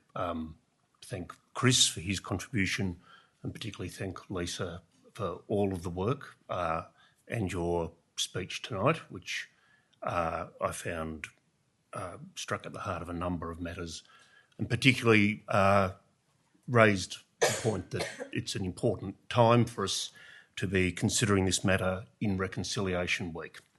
And this morning, along with Councillor Dr. Ball, I spent time with our First Nations Indigenous Garden City lead, with our NARRP staff, with other staff from the City of Melbourne down in Royal Park, where there's a revegetation project going on along Royal Park Creek there. And we spent quite an hour and a half down there with staff who were down there caring for this space, which had essentially been destroyed over the last couple of 100 years. And the generosity that the NARAP and other staff displayed with their knowledge, with their care, with their desire to explain and teach me things that, despite that being a space that I had gone past so many times that I had failed to see and recognise for what it was incredible. So generous when, for many reasons, that didn't need to be the case. And I approach this matter that's before us tonight with that understanding of that reconciliation that was in the heart of those conversations today, that generosity of spirit that we continually hear from First Nations people, and the clear understanding that this is the ask from them as to what we can do as a council to recognise that we too have a role to play in that reconciliation, and that by hearing what they're asking us to do, recognising that it is our responsibility for what this organisation has done in the past, leads me to the clear conclusion that we should be supporting this motion tonight. We should be paying for the marker. Thank you for that contribution, Councillor Griffiths. Would any other councillors like to speak to this item? If not, we'll return to you, Councillor Ball, as mover for a right of reply. Thank you, Lord Mayor. In reply, I would like to reiterate that this project is self-determined, and it's a recommendation as a form of reparation. Councillor Liu is right. We could spend more on essential social services. She could have moved to amend our budget to increase funding for those services she champions. And Councillor Liu is right. We should be accountable. Accountable for our role as representatives of a government which contributed to these heartless actions of the past. This memorial is far more than symbolic. It is healing and community building. It is validation and recognition. It is truth. These lie at the heart of community healing, reparations, and restorative justice. To vote against it would be to presume to know better than First Nations, better than survivors calling for this. And that presumption that we know better is what led to removing children from their loving families.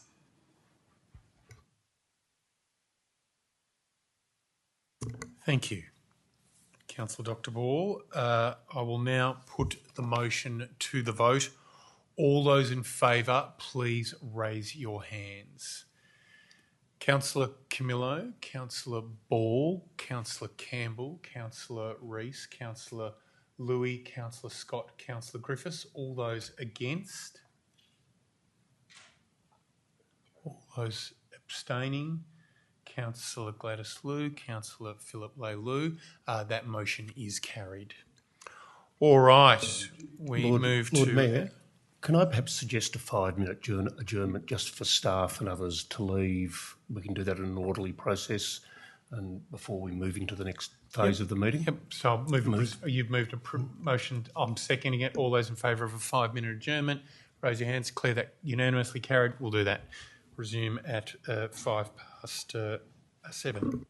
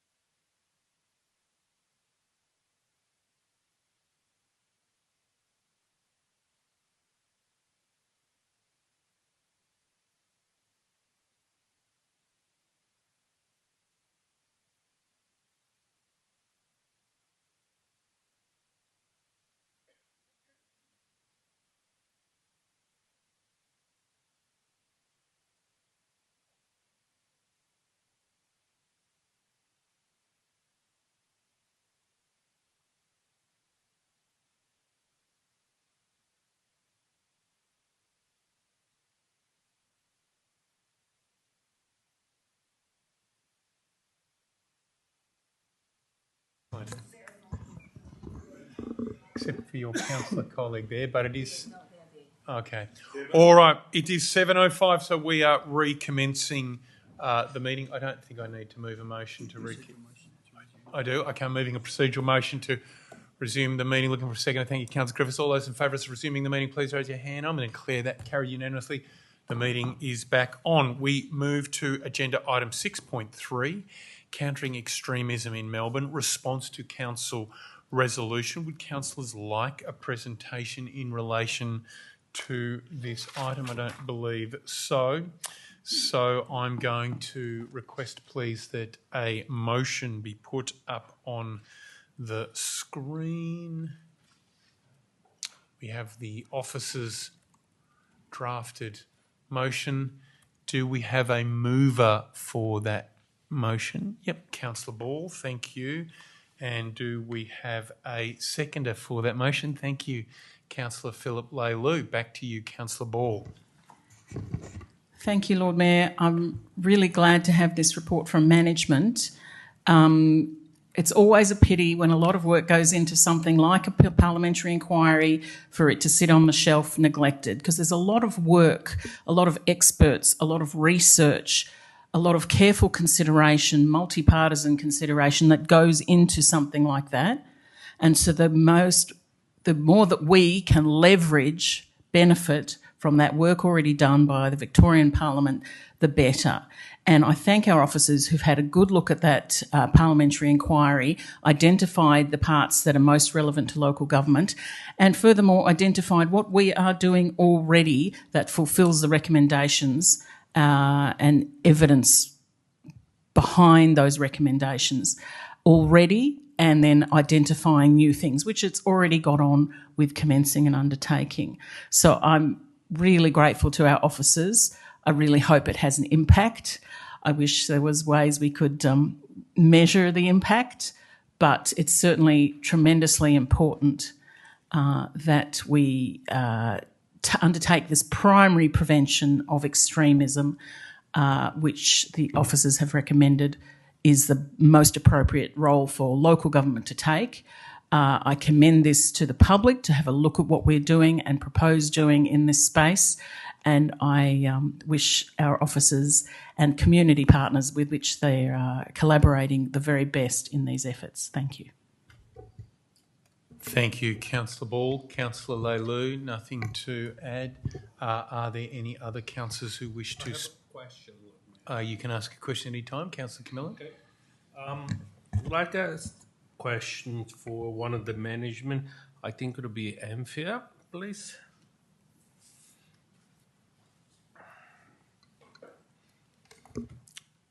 Anthea, could you explain the importance of the community safety officers in the context of extremism, particularly how they support prevention, early intervention, and public reassurance?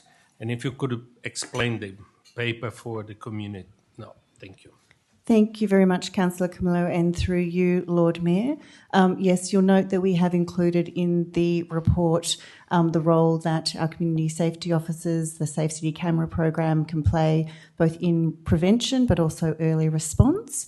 So one example of that would be if there was to be an incident that authorities were responding to, our Safe City officers could be deployed to various parts of the city to support in public assurance. They could be deployed to support other layers of authority in responding to that incident. Obviously, our Safe City Camera program can be used if there is evidence that we need to be providing to events. So there's a number of different ways that that component of the work that Council does can actually support prevention and, to some degree, early response to extremism events. Thank you. All right. Deputy Lord Mayor. Thank you, Lord Mayor. I'd like to move an amendment to this motion. Can I request that the Deputy Lord Mayor's amendment please be brought up on the screen? And can I see if we have a seconder for that? Councillor Camillo. Back to you, Councillor Campbell. Thank you so much, Lord Mayor. Over the last 2 years or more, Melbourne has experienced violent incidents and a rise in extremism, arising out of protest activity. It has become clear that members of our community no longer feel safe in the city during times of protest, and indeed this report states the link between some protests and a rise in extremism. It's peculiar then that the report is silent on council's initiatives to reduce the undesirable impact of protest. In particular, our council plan and budget, which were endorsed, call on this council to work with other levels of government to explore a protest framework that is an existing stream of work being undertaken by the City of Melbourne. And this amendment seeks to reflect that work and also calls for an update on what has been achieved so far. It seeks to ensure that the motion before us tonight reflects the work Council is doing, that is calling for a framework that safeguards the right to protest while maintaining a safe environment for the community. Now, of course, peaceful protest is a fundamental democratic right, but violent extremism is clearly distinct. In particular, we have seen the attendance of neo-Nazis at protests in our city, the inciting of violence and a rise in extremism linked to that protest activity, according to the report before us tonight. The issue here is not the legitimacy of democratic expression. Of course, that is a right we seek to protect in this country. But it is about making sure that public activity remains safe, does not increase extremism, harassment or harm. For those reasons, I commend this amendment to my councillor colleagues. Thank you, Deputy Lord Mayor. Councillor Camillo, do you want to speak to the amendment? Thank you, Lord Mayor. Very briefly, I couldn't not support this amended so much because I was the original mover of that in the council plan, and I still didn't hear that we evaluate that and we need to start doing more about that. And it's also welcome the emphasis of ultimately, it's about protecting our community while the values that define Melbourne diversity, inclusion, and respect. So I think this amendment would help us to complete very well what the paper has been advised for us and presented today. Thank you, Lord Mayor. Thank you very much, Councillor Camillo. Would any other councillors like to speak to this amendment? Councillor Ball. Thank you, Lord Mayor. I wish to speak against this amendment. I'm sorry, did you have something to say? No. Please continue, Councillor Ball.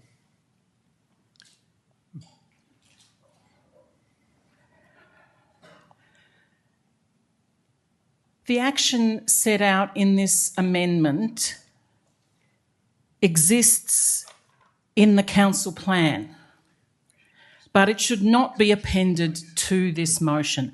That would be to suggest that protesting is somehow extreme, which is a very dark road to head down. I accept that this council wishes to find ways to limit protests while respecting our rights to protest. But I object most strenuously to this addition to this motion. It's an amendment which, after all, doesn't change anything at all that this council will or won't do, but it has the insidious effect of equating extremism with peaceful, democratic protest. The whole point of this motion and the report from management is to protect our freedoms in a free society, free of extremism, white supremacy, anti-Semitism, fascism, and other forms of extremism. One way to achieve this is by finding ways to strengthen public faith and trust in government and other public institutions. Let us not compromise that effort and that message and erode that trust by implying that peaceful protest is something to be countered in the way that extremism must be countered. Thank you, Councillor Ball. Would any other councillor like to speak for or against the amendment? No, in that case, I put the amendment to the vote. All those in favour, please raise your hand. Councillor Camillo, Councillor Lou, Deputy Lord Mayor, Councillor Louis, Councillor Lou, Councillor Scott. All those against the amendment, Councillor Griffiths, Councillor Ball, Councillor Camillo, your hand is still raised. So can I just do that again? All those against the amendment, Councillor Griffiths, Councillor Ball. Thank you. That amendment is passed. All right, we move now to the motion that's before us. That is now the substantive motion that we're debating. Would any other councillors like to speak to this motion? I'll speak briefly to it to say I want to thank the officers for preparing this report. It does make for illuminating reading on a very challenging topic. I often trumpet Melbourne as the most successful multicultural city in the most successful multicultural country in the world. And that is something we should be so tremendously proud of. It didn't happen by accident, didn't happen by magic. It happened because we as a community really got behind the idea of diversity and inclusion as something that we celebrate. And indeed, this incredible multicultural city we live in has become a strength of ours. It's one of our superpowers when we go out there into the world. And so when you read in this report about declining support for multiculturalism, which has fallen from almost 95% down to 82%, it's still very high, but it's a very significant drop. When you read that residents feel that they are not part of the community, we've seen that drop from 64% to 61%. That they're worrying numbers. And so it's a reminder that we need to keep looking at what we can do as a city to celebrate diversity, celebrate inclusion, counter extremism in all its forms, and make it very clear that racism and extremism have no place in Melbourne. I was also pleased to read in this report all the activities that are underway in our city to counter extremism, and that we've been prioritising activities to build social cohesion in the community, keep that connectedness there. And so, I won't go through all of these now, but I think that's very positive to see. I also welcome the Deputy Lord Mayor's amendment. And I do think when we have a situation where there are neo-Nazis marching in our streets, when there are gender extremists marching in our streets, when we are seeing a proliferation of racist materials being pasted on our streets following protest activity, we can see that there are clearly some extremist elements there, and that needs to be getting a framework right around that, needs to be part of a holistic response by the city. So putting that all together, I'll be very pleased to be voting for this motion. Are there any other councillors who wish to speak to the amended motion that's now before us? No? In that case, I put the matter to the vote. All those in favour, please raise your hand.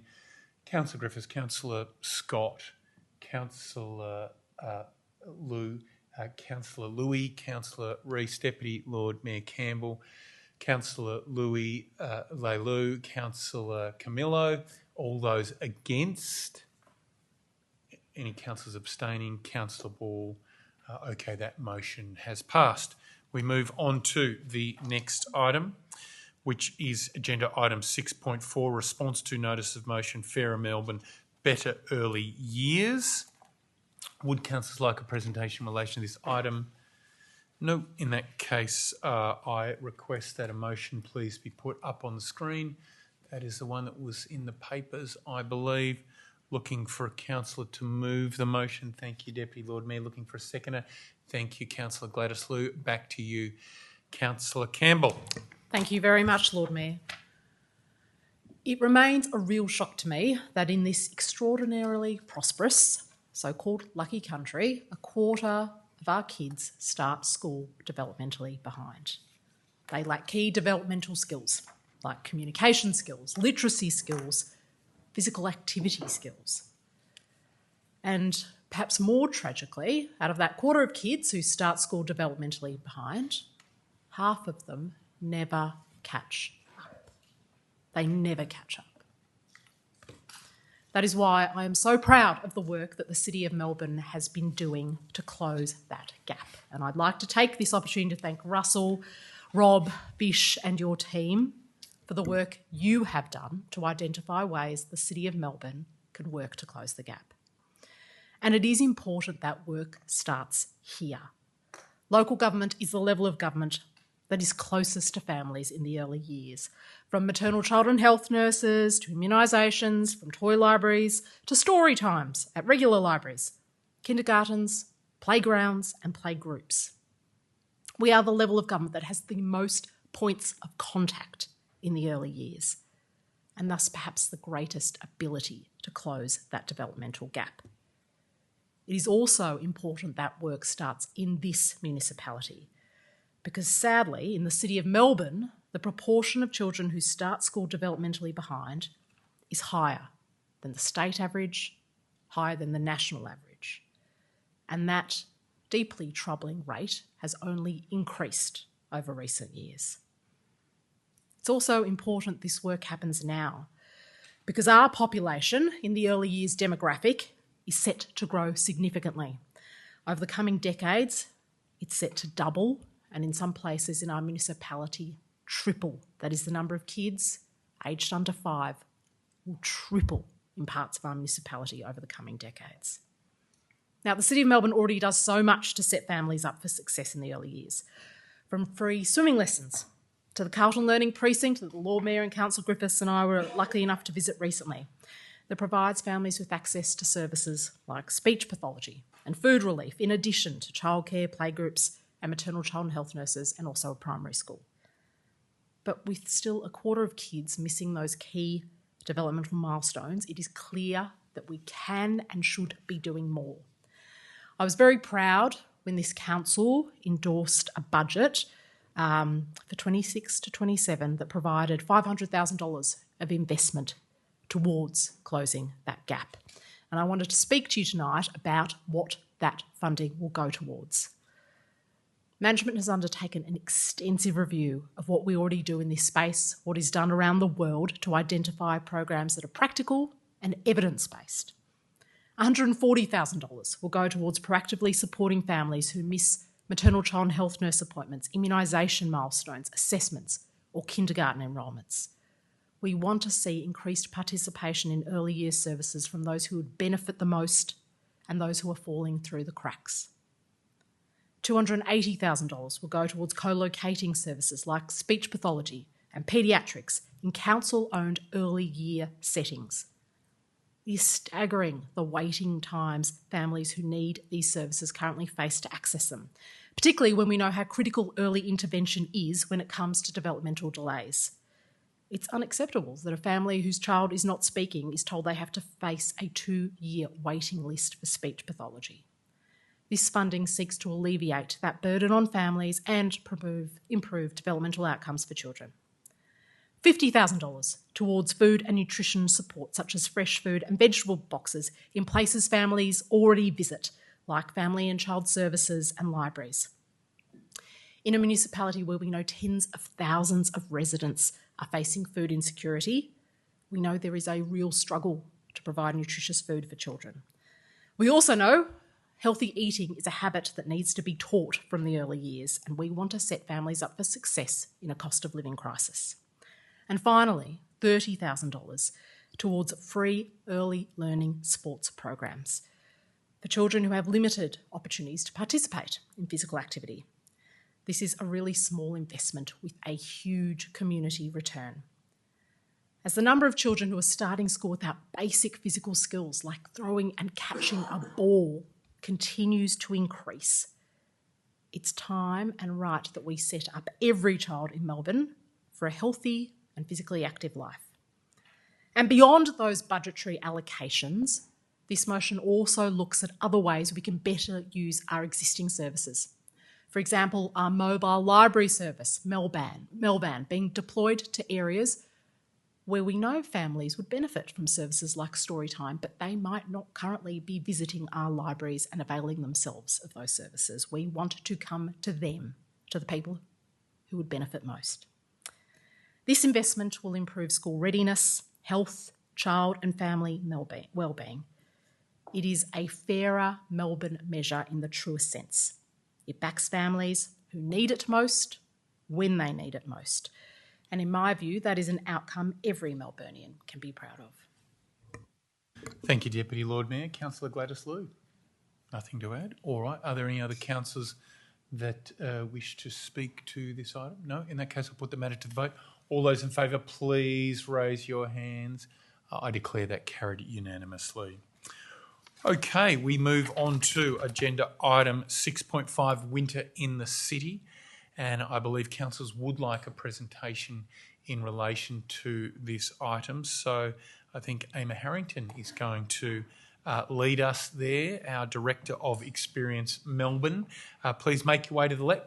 Turn, you're already there. Thanks, Emma. Already here. One step ahead. Hello.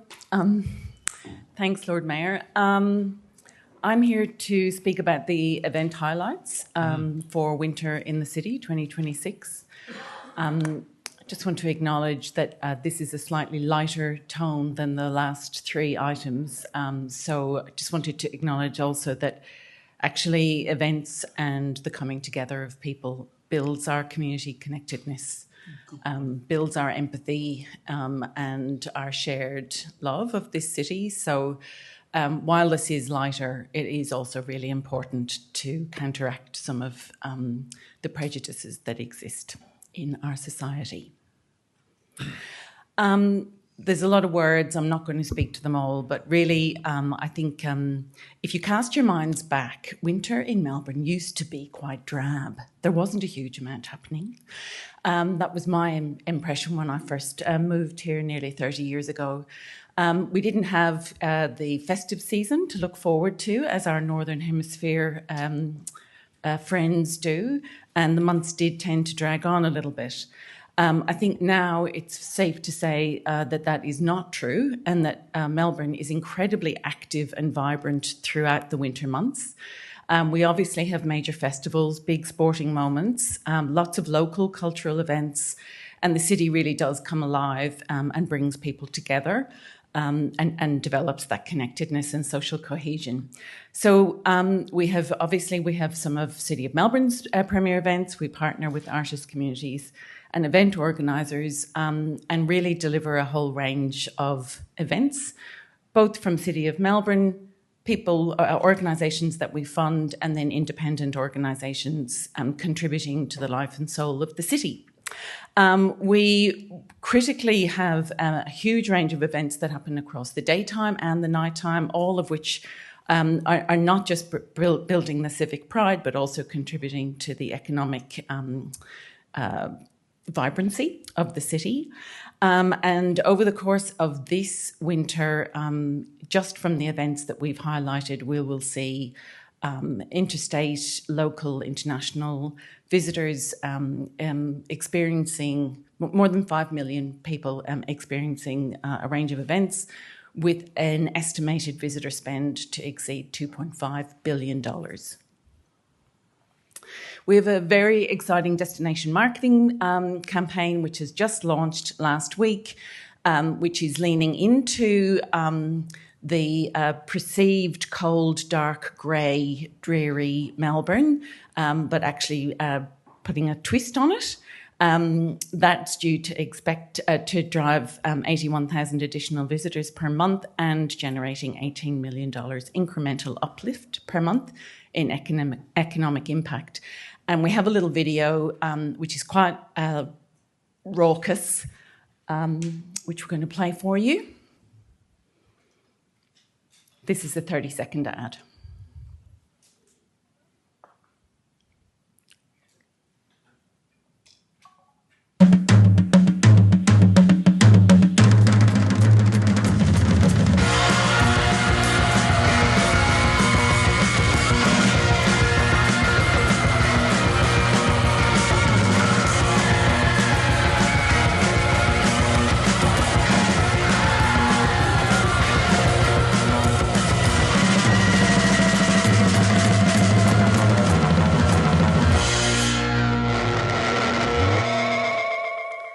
So the purpose of this campaign was really to lean into Melbourne at its most Melbourne, which is the view that our great marketing team and agencies have worked on. We can move ahead, and I will now give you a whistle-stop tour of winter in Melbourne. Rising is happening right now. State and City of Melbourne supported International Art Festival, and I'm not going to go through each one. We're going to whip through them. The Winter Night Market is returning to Queen Victoria Market, which is an absolute staple and beloved event. The Australian Ballet are presenting 2 different shows at the Regent Theatre. Romeo and Juliet will return in June. A Taste of Portugal is also supported by City of Melbourne. So this is celebrating cultural diversity and bringing a whole host of different cultures together at Queen Vic Market. Lightscape will return for its 5th year at Royal Botanic Gardens, Melbourne. This is a pinnacle winter event that takes place outdoors. Cartier exhibition will feature at the NGV over a number of months.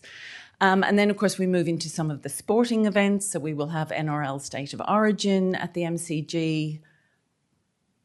Light Up Melbourne is a new initiative for the City of Melbourne this year. City of Melbourne is investing in both temporary and permanent infrastructure to light up laneways, buildings, bridges. So this year we will see projections on a range of buildings across the CBD to warm up the city day and night. Firelight Festival is one of City of Melbourne's premier events that has taken place for a number of years at Docklands, which is across 3 nights in July, expected attendance of 100,000 people, really celebrating rugging up, getting out in the cold, and really honouring the great space that is Docklands.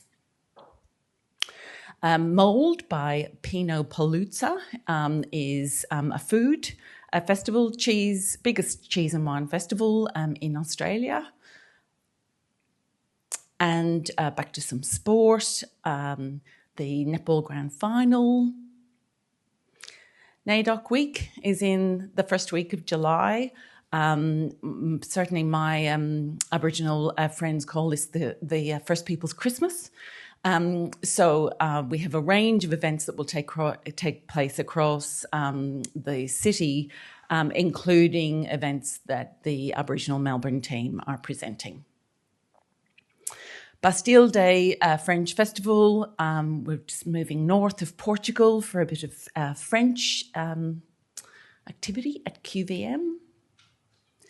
Run Melbourne, back to some sport, a half marathon that brings Melbourne together with over 28,000 runners in July. We're only in July. Open House Melbourne, 24th to 26th of July, which is a beloved event, and in fact, Melbourne Town Hall is one of the top picks for people in Open House. Six, the musical. It's about Henry VIII and his 6 wives. A Beautiful Noise about the story of Neil Diamond will take place at the Princess Theatre.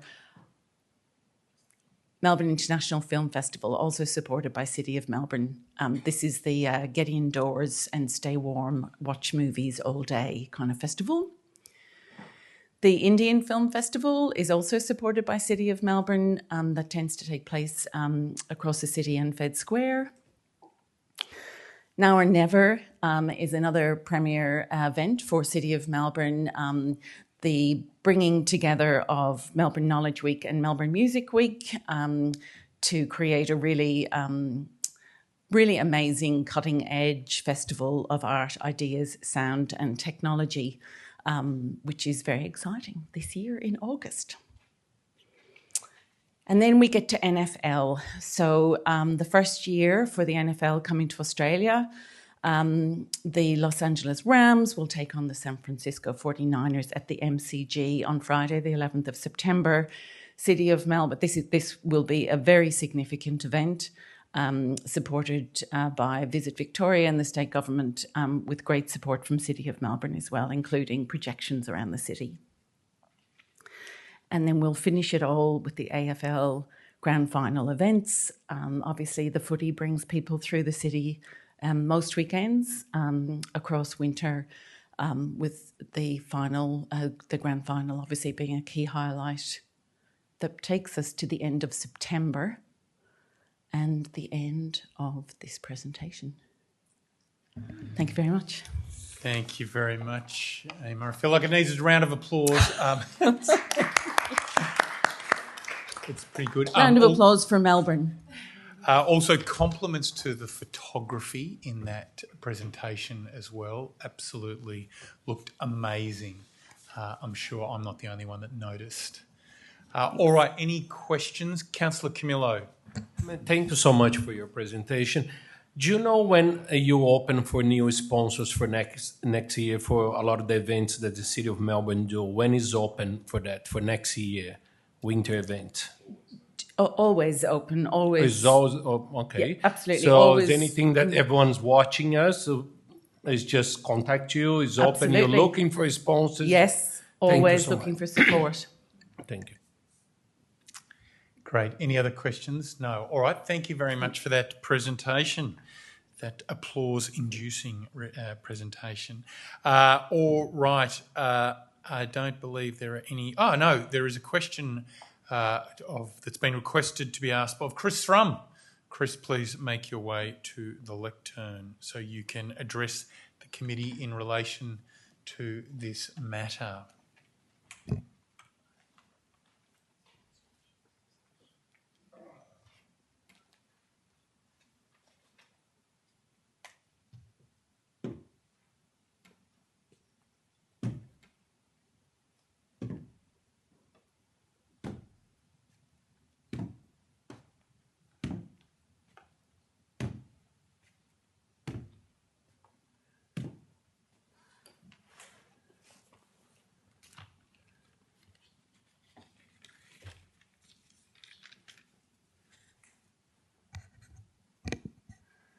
Thank you, Lord Mayor, councillors, viewers. I'm very happy that you had the presentation because I thought this would be so important that we have such great news about all the tremendous events in the City of Melbourne over the winter. It's really exciting, all the events that we've got in the City of Melbourne. There's an incredible array of events. I'd like to thank Enver Harrington and the team for the tremendous work that they do. I'd like to thank Giancarlo Minotti, the festival director of the Spoleto Melbourne Festival back in 1986. I think he was a groundbreaking, innovative, creative type that arrived in Melbourne and set us on the path to what we have here. Stephen Nagel, who used to be in the events in the City of Melbourne, I think he'd approve of this. He'd give it a huge tick of approval. These events are very important because they bring people into the city. These events make Melbourne a much better city, more exciting city, with more people being attracted to coming into the city from country, interstate, and overseas. They love attending the events. It makes the city a lot safer with all the people around. See, that's the key to a safe city. People. People make the city a lot safer when they're visiting the city and going to all these events. Rising Festival is incredible, amazing arts, music, performance festival. It's a brilliant festival. The Day Tripper event on Saturday, that's stolen from the Melbourne Music Week, but it's a brilliant thing. One of the highlights is Adrian Sherwood at the Max Watts Bar on Friday, the 5th of June, the dub musician producer. He's a tremendous artist. And he's also going to be at Rocksteady Records on Thursday evening, signing the vinyl records. That's Rocksteady Records at Mitchell House on the corner of Elizabeth and Lonsdale. So yeah, winter in the city, it's a great time. But also too, it makes us think towards spring. And spring was when we had Melbourne Music Week just after the Melbourne Cup Carnival. And the Lord Mayor Robert Doar at the time mentioned after the inaugural Melbourne Music Week festival that the city was safer with many more people travelling around and roaming around the city. So we need to consider bringing back the Melbourne Music Week. We need to have an introduction of a Melbourne Street Arts Festival. Darwin are holding a Street Arts Festival right now, and the director of the Darwin Street Arts Festival is boasting about the fact that Darwin's got a superior street arts culture than Melbourne.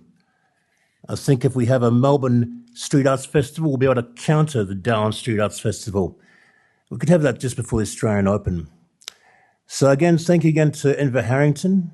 It's a tremendous, tremendous thing that the City of Melbourne's doing with all these events that are going on. And I encourage people to come to the city and enjoy all the great, exciting events that we do have in the City of Melbourne. Thank you very much for that submission, Chris. I've been to the Street Art Festival in Darwin as well, and I can absolutely confirm that Darwin has the best street art in the Northern Territory. Thank you for that confirmation. All right, and Melbourne Music Week is certainly leaves a long legacy in this city. All right, shall we now move on? And there is a motion, and I'm looking for a mover. Thank you, Councillor Mark Scott, and a seconder. Thank you, Deputy Lord Mayor. Back to you, Councillor Scott. Thank you, Lord Mayor. Well, I'm very pleased as Portfolio Head for Tourism and Events to move this motion and acknowledge what a winter this is going to be, really bringing Melbourne to life in 2026. Too often people talk about winter as something we have to endure here in Melbourne. Well, this campaign turns that idea on its head. It recognises something that Melburnians have always known, that winter is not a weakness of our city, it is actually one of our defining strengths. AMA talked about 5 million attendees, $2.5 billion in visitor spending. Those are remarkable numbers. But behind every number is a cafe, a restaurant, a retailer, a pub, a theatre, or a small business benefiting from people choosing, or a busker like Chris Thrum, benefiting from people choosing to spend their time and money in the great city of Melbourne. I particularly want to acknowledge the work of council officers and the destination marketing team for developing this campaign. As a marketing person of 30 years, what I really admire most is that this is not a safe campaign. It's a brave campaign, and credit to the team for their bravery.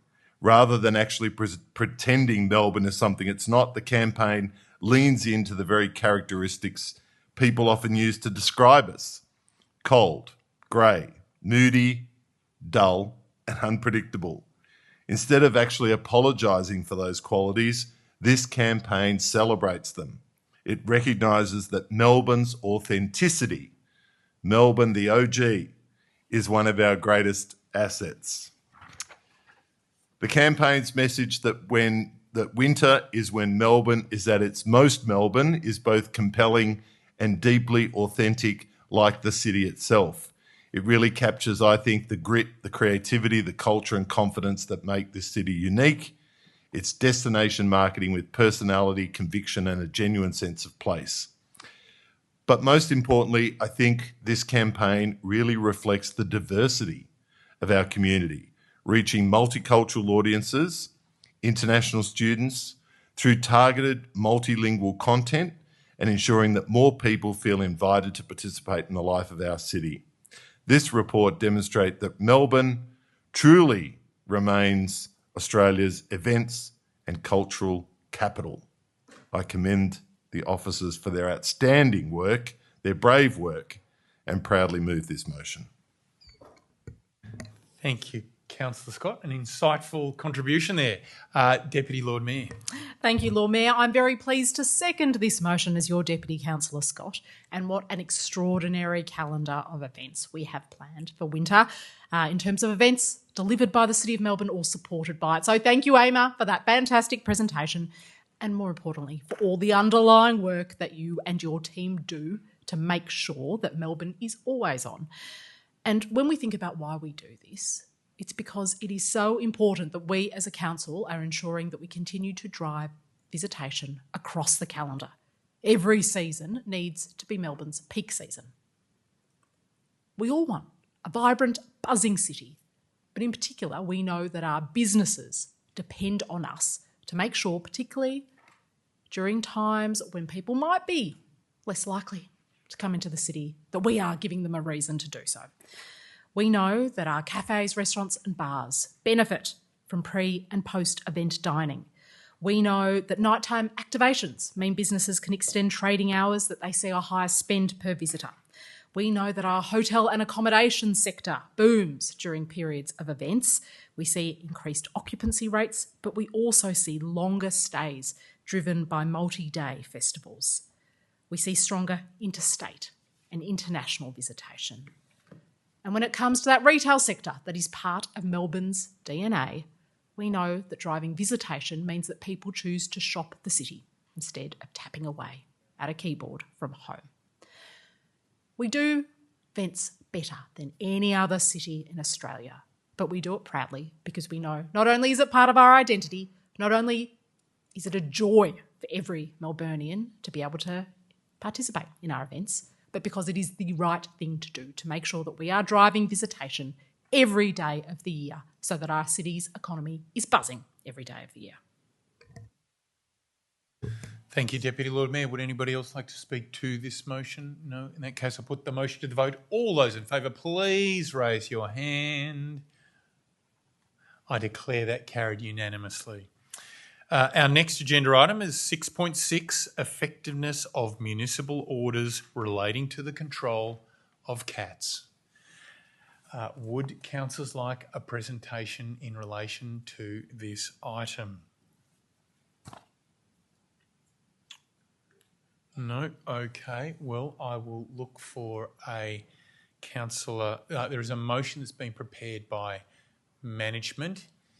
Is there a mover for that motion? I don't believe there is. So we'll. There's a motion that's been prepared by management, and there's an alternative motion. Given there's not a mover or second for that motion, can we please bring up the alternative motion?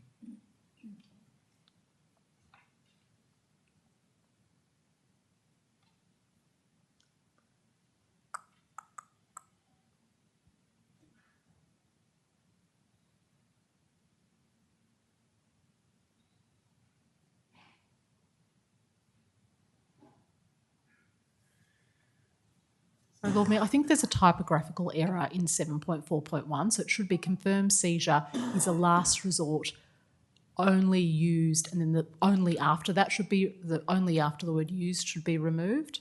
So only used, yep, and then if you remove the next only, that one, yes, thank you. Yes. All right. Councillor Gladyslew, are you happy with that? You're moving it, looking for a seconder. Thank you, Deputy Lord Mayor. Back to you, Councillor Gladyslew. Thank you, Lord Mayor. I would like to move this motion, which is on display.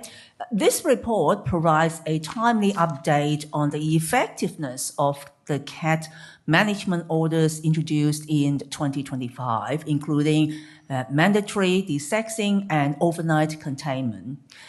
It is encouraging to see early signs of progress. There has been a clear increase in the number of registered cats that are desexed, reflecting both improved awareness and community uptake. This is a critical step in improving animal welfare and reducing unwanted litters across our city.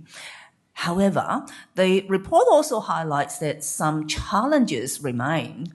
A small portion of cats are still not desexed, and compliance activity following the registration period will be important to ensure these obligations are met. In relation to containment, the results are mixed.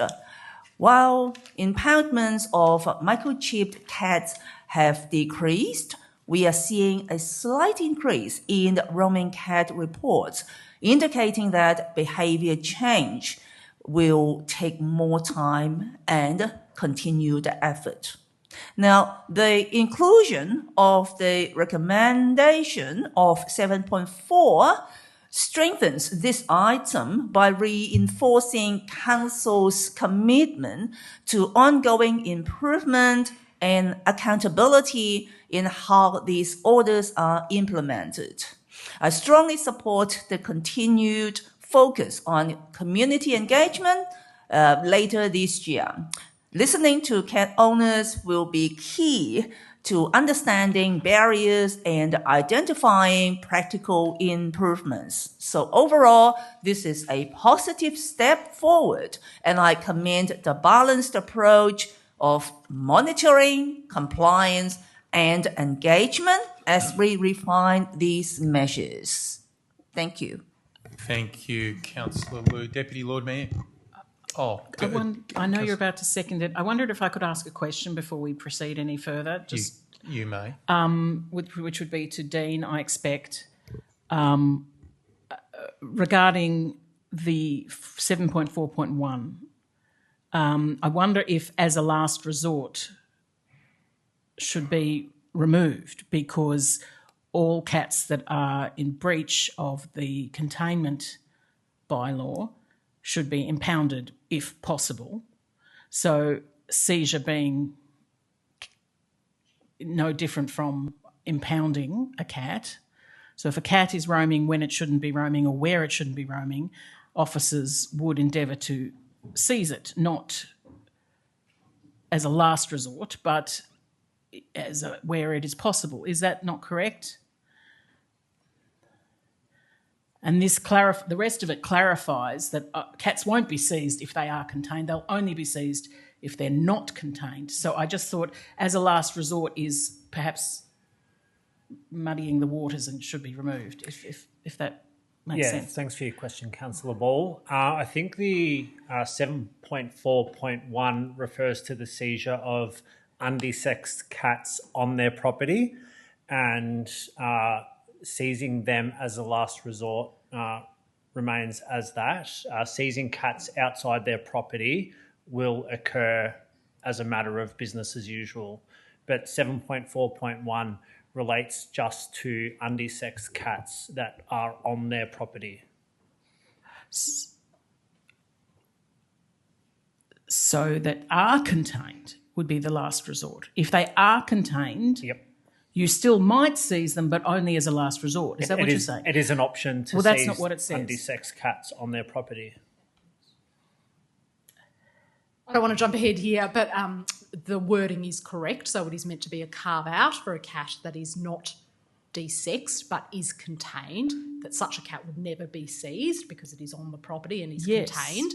And then the wording goes on to say for a cat, in effect, a cat that was not desexed but was not contained, that seizure is sort of the last enforcement option, that there should be other steps taken, such as owner engagement, directions, compliance measures, and that is on purpose, noting the rates of cats that, once impounded, are never collected and are in fact killed. So reducing the likelihood that a cat is going to end up being impounded and euthanized. Yes, but that's not what Tom said. No, but this is the wording as I. So I wonder if, just the three words "a last resort" should be removed, because impounding a cat, one doesn't know whether it's desexed or not. You just impound the cat and then you find out whether it's desexed. So to say it will only be cats not contained will only be impounded as a last resort seems to me unworkable and perhaps not what's intended. I have no difficulty with the words "as a last resort" being removed. Thank you. Is that okay with Gladys? Thank you. Thank you, Tom. I will now proceed to second the motion.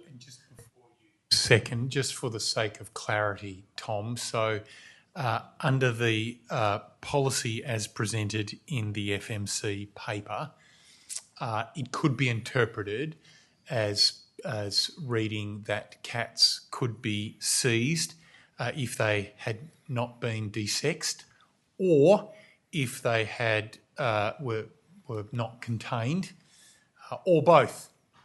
And now, as a result of this amendment that's been moved by Councillor Liu and the Deputy Lord Mayor, it's clarifying that we would only use seizure as a last resort, although I understand it's not taken out. It'll only be used for cats that are not contained after we go through a whole range of other steps.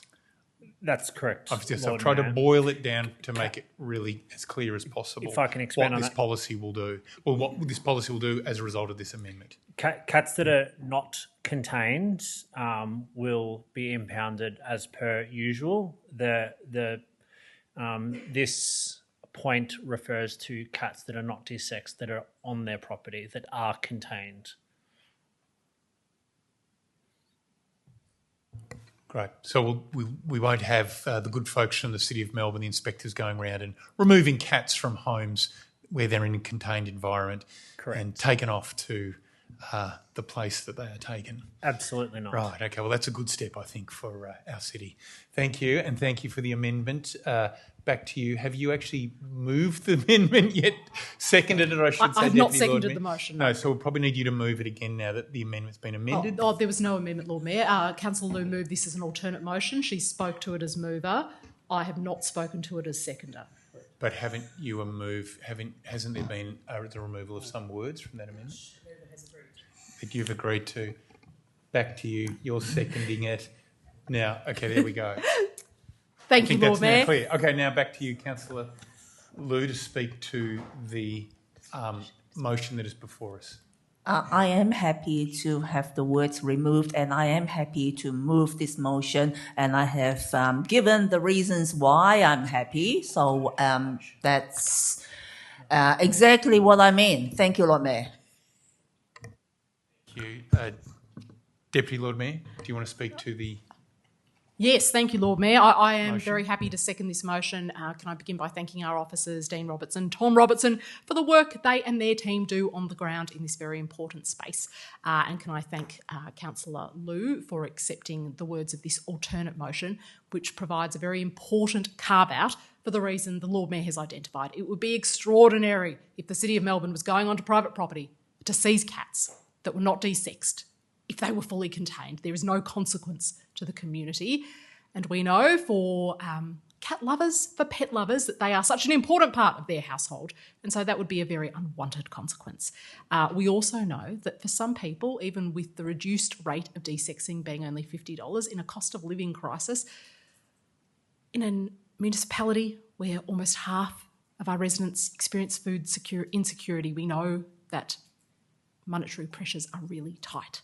So it is also important that we introduce a hardship provision, which is what 7.4.26 to do. That is for owners experiencing financial or other disadvantage to be able to access free or discounted desexing, because that should not be the barrier to it occurring. For those reasons, I'm very happy to second this motion. Thank you, Deputy Lord Mayor. Are there any other councillors who wish to speak to this matter? I'll just say briefly that no policy is perfect, but this one gets close. I think it passes the pause test. It's practical, fair and effective. It's a win for both whiskers and wildlife. And it is getting late, and so we will now put this matter to the vote. All those in favour of the motion, please raise your hand. I'm going to declare that carried unanimously. All right, we go on. We move on to items of general business. Let me just grab my notes here. We have now concluded reports from management, so we move on to items of general business, of which there are none. We therefore move to agenda item 8, urgent business. And I believe there may be one item of urgent business. Deputy Lord Mayor. Yes, I'd seek for a procedural motion to be put on the screen, please, to admit an item of urgent business. The procedural motion is that matter relating to planning application TP 2025-582 134 to 144 Little Lonsdale Street, Melbourne, deferral from 5 May 2026 FMC meets the criteria for consideration as an item of urgent business. as it has arisen since the distribution of the agenda and cannot safely or conveniently be deferred until the next council meeting. It has just arisen since the distribution of the agenda because of an exchange of information between council and the applicant that only occurred after the distribution of the agenda, and it cannot safely be deferred because this matter will become before VCAT for a compulsory conference on the 15th of June. There is no council meeting next week. The consequence being the next time we meet would be after the VCAT proceeding. Thank you for outlining that as mover. Is there a seconder for that procedural motion? Yep. Oh, thanks, Councillor Camillo. All those in favour? That's carried unanimously. We now... So we've moved the procedural motion, it'll be considered. Now we move to the item itself. Let's bring that up on the screen. There we go. There is the second motion. Do we have a mover for this item of urgent business? Thank you, Deputy Lord Mayor. Do we have a seconder? Councillor Philip Leilou. Thank you. Back to you, Deputy Lord Mayor. Thank you, Lord Mayor. This is a matter that was deferred from the FMC meeting on the 5th of May. It is a matter before VCAT concerning a planning permit, and that deferral was to allow council officers and the applicant an opportunity to try and resolve the matter and to reach a position that will allow them to settle it without the need for a formal determination by VCAT. Since that date, the applicant has provided a further design response under the pursuant to the permit application, which our officers now have the opportunity to consider. The consequence of which is that it is appropriate that we delegate to our officers the ability at the compulsory conference on the 15th of June or prior to that to be able to resolve this matter through continuing negotiations and to ensure that this matter or any potential settlement does not need to come back to FMC, because that would be an untimely and impractical consequence. It would be costly for the applicant. It would limit the options for settling the matter, and that is not how we want the planning system in the City of Melbourne to operate. We want to minimise delay and cost, and this motion seeks to do that. Thank you, Deputy Lord Mayor. Councillor Leilou? No? All right. Any other speakers to this matter? No. In that case, I'll put the matter to the vote. All those in favour, please raise your hand. I declare that motion carried unanimously. Okay, that concludes items of urgent business, I believe. So we therefore move to agenda item 9, public questions. Another 15-minute period will be provided for members of the public to ask questions. Do any members present have any questions for us here in Council, this home of democracy, democracy in the round? Nope. Okay. In that case, I will move to agenda item 10, which is closure of the open meeting. And I wish to thank members of the public for their interest and attendance and declare this meeting closed at 8 p.m.